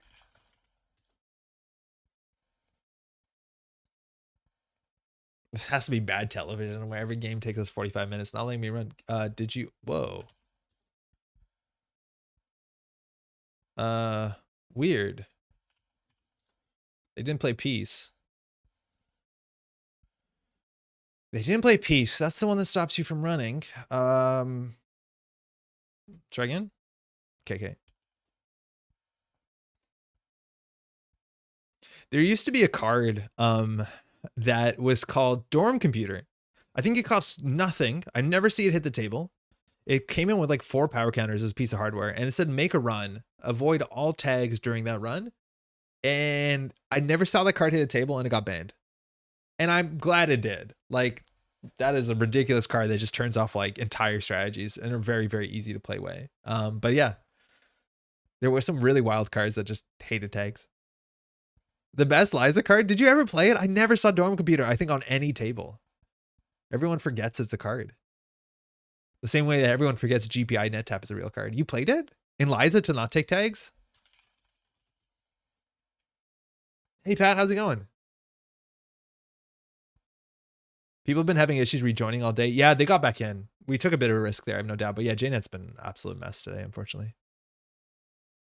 Pat, there was a question way earlier in chat. Give me 1 second. I'll find it for you. There's specifically a Pat question, but unfortunately my scroll doesn't go that far back. So you might want to watch the VOD, captive audience. But someone asked you directly a question about a recommendation you made that they really liked it. They really liked your recommendation. It's so hot. It is, dude, we were talking about how ridiculous it is that last week, like millions were out of power because we had a huge ice storm. And today it literally goes swimming in the St. Lawrence. It was a book about the book Thessaly. Thank you, Macaroni. That was exactly it. Thessaly. Thessaly, I don't know. Who was a Zorb Pilgrim of the Slorps? No, it never is Zorb Pilgrim of the Slorps. Slorps. Which I bought on Kindle earlier while I was so impressionable. Let us know how it goes. This is a mess. So sorry if you're watching this. Hopefully you're having an okay time. I'm having a fine time. I said that point where I got really dizzy, considering we weren't playing a Reality Plus deck. Any good? I hear a book recommendation. I'm probably buying it. Nice. I'd be like, some marketing executives probably want to understand that. This is bizarre. Huh, where do you want to run? The birds are all coming back a couple weeks earlier than most years. You think they are already? You're right, I heard birds today. Okay. Okay. Sure. Ace. Okay, just get a click back. Nice. Wild. No idea what's going on here.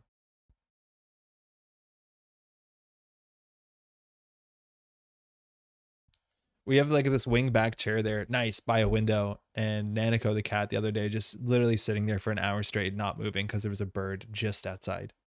No idea what she'd do if she found a bird. She's never seen a bird up close. Just the whole apartment could be on fire. I don't think she'd move. It was really fun. Funhouse is closed, sorry. All right, this is good. Just keep doing this over and over again until we get to 6 points and then we win off the 15 minutes. Am I right? Co-op board game. I played Forgotten Waters for the first time last night and loved it. There's a lot of these games like Forgotten Realms, Forgotten Waters, Lost Cities, Century Golem that to me all have the same name and I can't tell them apart. What is Forgotten Waters?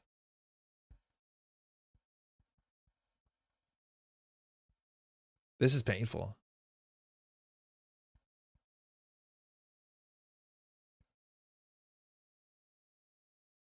Okay, we're in. Sort of. Why isn't anything in boarding ever found wattage or remembered city? Remembered city is a good name. It's like just Chicago or something.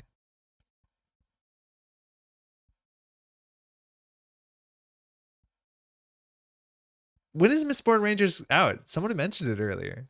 And like I hadn't heard that name in many moons. I totally forgot that was a thing. Like this is such a good run. We get a cool cat with 2 more counters on it, so it has equal friends with other meow points. And they still have to spend their whole half their turn and spend it. Like this is good. They have no money anymore. We win. Oh hey, Madison exists. Oh yeah, Madison. Silly Pirate storybook game with voice acted app support. Oh yeah, I've seen that one. I've seen a review from that. I think NPI talked about it. And I think they liked it. Are you ready to rumble?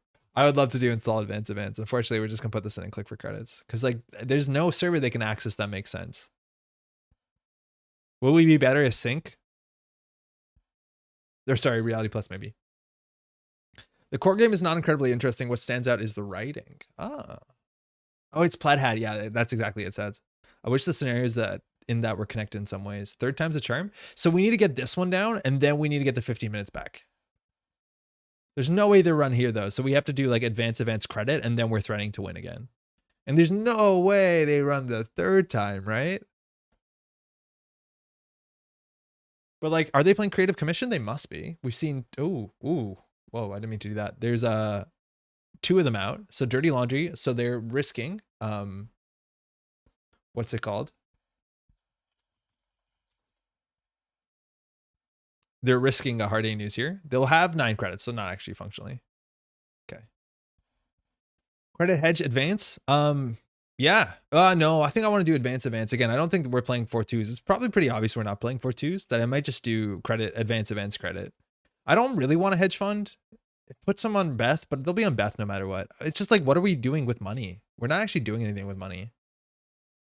Like advance means we can win the game next turn. I feel like that is the most important thing. Like single advance, they don't have to run it.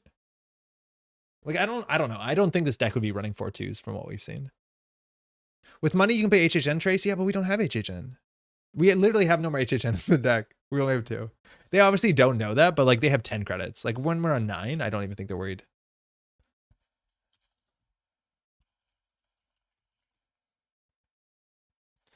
Probably want rules read then. I'm more interested in player interaction than story.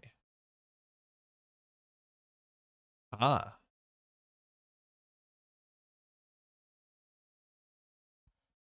Yeah, this is hard. Like maybe they can pinhole to check what this is.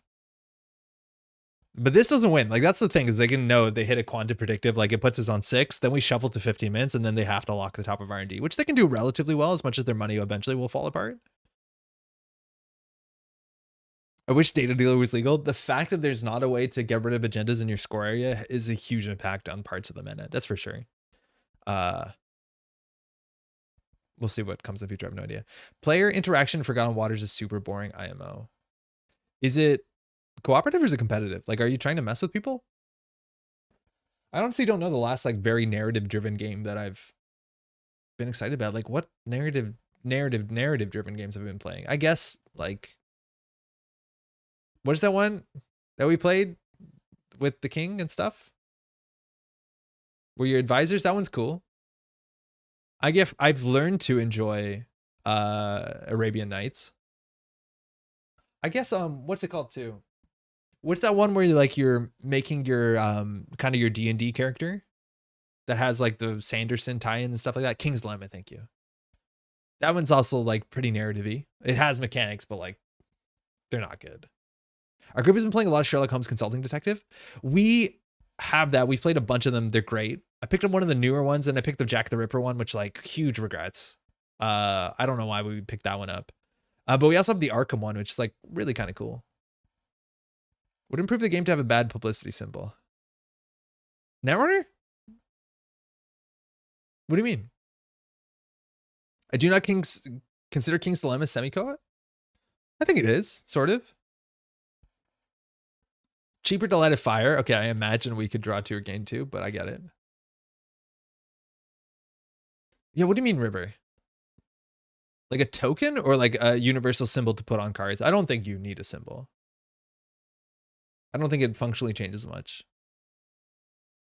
Like the credit symbol. No, I don't know if it matters. Like, should tag have a symbol? I don't think so. It's an interesting question for sure, but I don't think so. I said your dilemma with staying with my parents over the pandemic. I see it fully competitive. Might just be my family. That's totally your family. No, it is a competitive game. Like sometimes you're working together, but not a lot. That's really funny. Shifting temporary alliances, yeah. If you want to burn art, one of the other players on the table might want to burn art with you. The treasure gaining ceiling is a bit excessive in our game anyways. Treasure intended to be easy come, easy go, but they call it treasure. No one wants to have it stolen. Arkham Horror 3rd edition board game is very narrative driven. Honestly, if I had the capacity to stream, I think it would be fun weekly content stream just to go through those scenarios. I think that's the one where the tiles are like hexagons, right? Like they're a strange shape, because I've played 1 or 2 of those. And I thought it was cool. They have no decoder. Should you advance Mouselos? They have oh, they don't have a decoder. No, I don't think so. They'll just fire like 3 net damage maybe, but like, how's it going, Albin? If we advance this triple, like we lose 3 turns of the game. I totally forgot that he did trash a decoder. We actually can punish that. We should just put an authenticator on it. That's not gonna matter that much. Our group is basically does no treasure stealing, but a lot of swagger bumping. That's a good sentence. All right, so they can't steal Bologna because we have it. Probably should have realized that a while ago. So like literally what's in the deck? Tomorrow's headline would be disastrous. That's all that's in the deck? 3? Oh no, 2 foods, of course. We played Forgotten Waters almost purely co-op except for the meme treasures. Those were savagely fought over. Gaslight, Spin Doctor, food. Okay, so the problem is if they don't trash the Spin Doctor, we draw the food. That's fine for them. But if they draw the food, we get Spin Doctor. Like, it's hard to close the game out at this point. Because if they just go tag me, well, immediately we win if they go tag me, but they trash the food. Okay, so they don't pick it up this turn. We can Spin Doctor them away. They haven't seen a single news team. Did we take them out? Oh, I shouldn't open another tab. What are you doing, Andre? In this economy? Opening another tab? We have 2 news teams. They trash the food. Okay. So they have to spend half their turn clearing the misdirection tags. Otherwise it costs 6. Relevant ability. Oh, fuck. Okay. Well, yeah, we talked about this earlier. This is fine. Each scenario has a different combination of board hexes. I think I played a couple of them. I think I had a good time. I wanted to play more of it, but we were playing it online. That game looks like an absolute bear to set up. There's a lot of moving parts. We saw this coming. Yeah, we might have considered this card. It's pretty good, I've been told. It's fine though. We don't lose. Like, it's still Global Food Initiative. Nah, you're good. Only 5 after you take 50 minutes away. Yeah, exactly. They're on 5. So they still need 2 more agendas to win. The problem is, like, they can just send it R&D, find a food, and win the game. So, like, that being said, it looks like we're winning on the table. So we have to figure out what to do. We're going to draw a Gaslight. So we can do advance score, shuffle 15 minutes, but then we don't have an active install. When it comes down to it, everyone's going to work together to fight off a rival ship or coordinate to get supplies to explore cave, but those moments are fun. But still, I'd 100% forget to shuffle back the 15 minutes here. A lot of people do. It's very hard to have this active remembering that there's a paid ability that's always relevant on your turn in your opponent's score area, especially when this is stolen on like turn 1. I have very often forgotten this is a real thing. If they don't clear the tags, they lose. If they clear 1 tag, they lose their Netrunner, which is probably bad, but it's either they clear all of them or they clear 1. Holy shit. They're not clearing the tags. If they miss the boom, we win. I like this play. This is a good play for tonight's jnet. But if they miss the boom, they miss the boom, they lose. They're going to see 2 here, but they're definitely going to take a tag. We can't really afford the next, like we literally can't afford the price here because then we can't boom. Yeah, there's a chance. Again, the fact that they're taking a 3rd tag from turnpike means they're definitely not clearing. But if they miss the boom, not only can we boom them, is we can flip the sync. They can clear 1, but I don't think they're going to break the turnpike. Like, if they would have broke this turnpike, they would have broke that turnpike. So I don't think they're breaking this turnpike. Or bypassing it. Maybe they will, but like, I don't know. Maybe they'll clear 1 tag. It's 3 credits.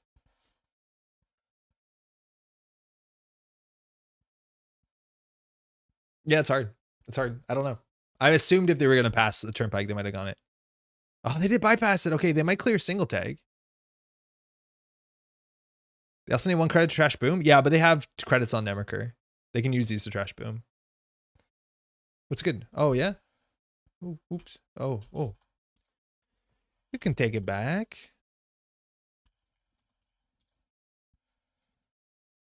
Oh, sure. Yeah, they didn't want to draw. There's only 2 cards on their stack, so like, who cares? What's the upgrade? It's price sec. You win? No, because if we fire this, it costs us 2 credits and then we can't credit boom. We'll be short a click. Right? Because we'll be on 2 credits start a turn. We can't get there.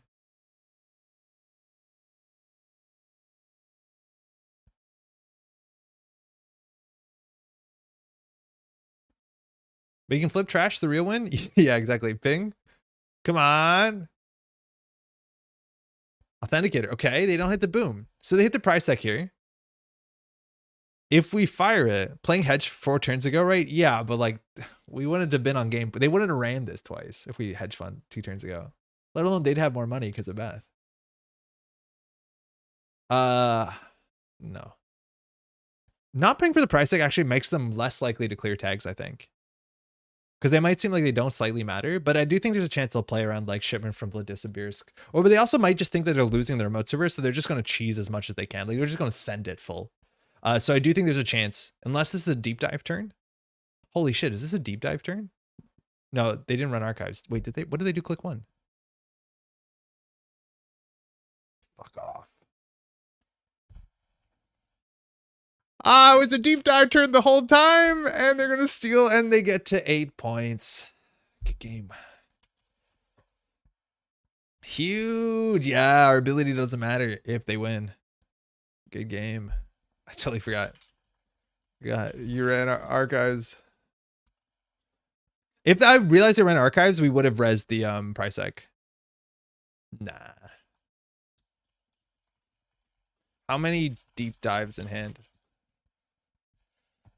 Yeah, they will. Sonny, how's it going? I think there's a big chance they had 2 deep dives in hand. And if we just won, yeah, if we realized they ran archives that turn, it was obviously a deep dive play, we would have rezzed the price tag to get the 20% chance to hit it. Yeah. All the stream chat was playing the Forgotten Deep Dive popular game. 15 turns in 60 minutes, 4 minutes a turn tonight on jnet. I'm so sorry if you're watching this. Thanks for hanging out through these slow turns. It was only an hour. You had company. I know. But yeah, if you use price like there, yeah, yeah. I had a boom in hands, so I was hoping to play that last turn. Had I remembered you had gone archives, yeah, I'd shoot for it for sure. Did they do something cool when they ran archives? Oh, they picked up the agenda. So yeah, it actually wasn't that suspicious, but I do think it like is probably the best thing. Like I think every smoke deck I've seen is probably running at least one deep dive. As much as it doesn't really work well with the smoke rig, I don't think. Not as better as other stuff. Yeah, totally. Glad I got so many nice cats. There was one more. We gotta hang out with the cats though. That's pretty cool. Would this have been better as Reality Plus? 100%. Straight up, just way better. We would have had money. We would have been able to do stuff. Sorry, Sync. I literally never fired. It fired twice actually. They cleared 2 tags, so our ability cost them 2 credits. That makes the advertisement looks good. Nah, clean.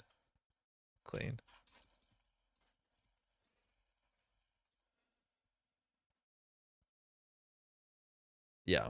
Oh yeah, Boom. We have to do all caps. I love that about Boom. It doesn't work unless you scream it. Enjoy stream. Thank you, River. Congrats on your game. Thanks for the game, eh?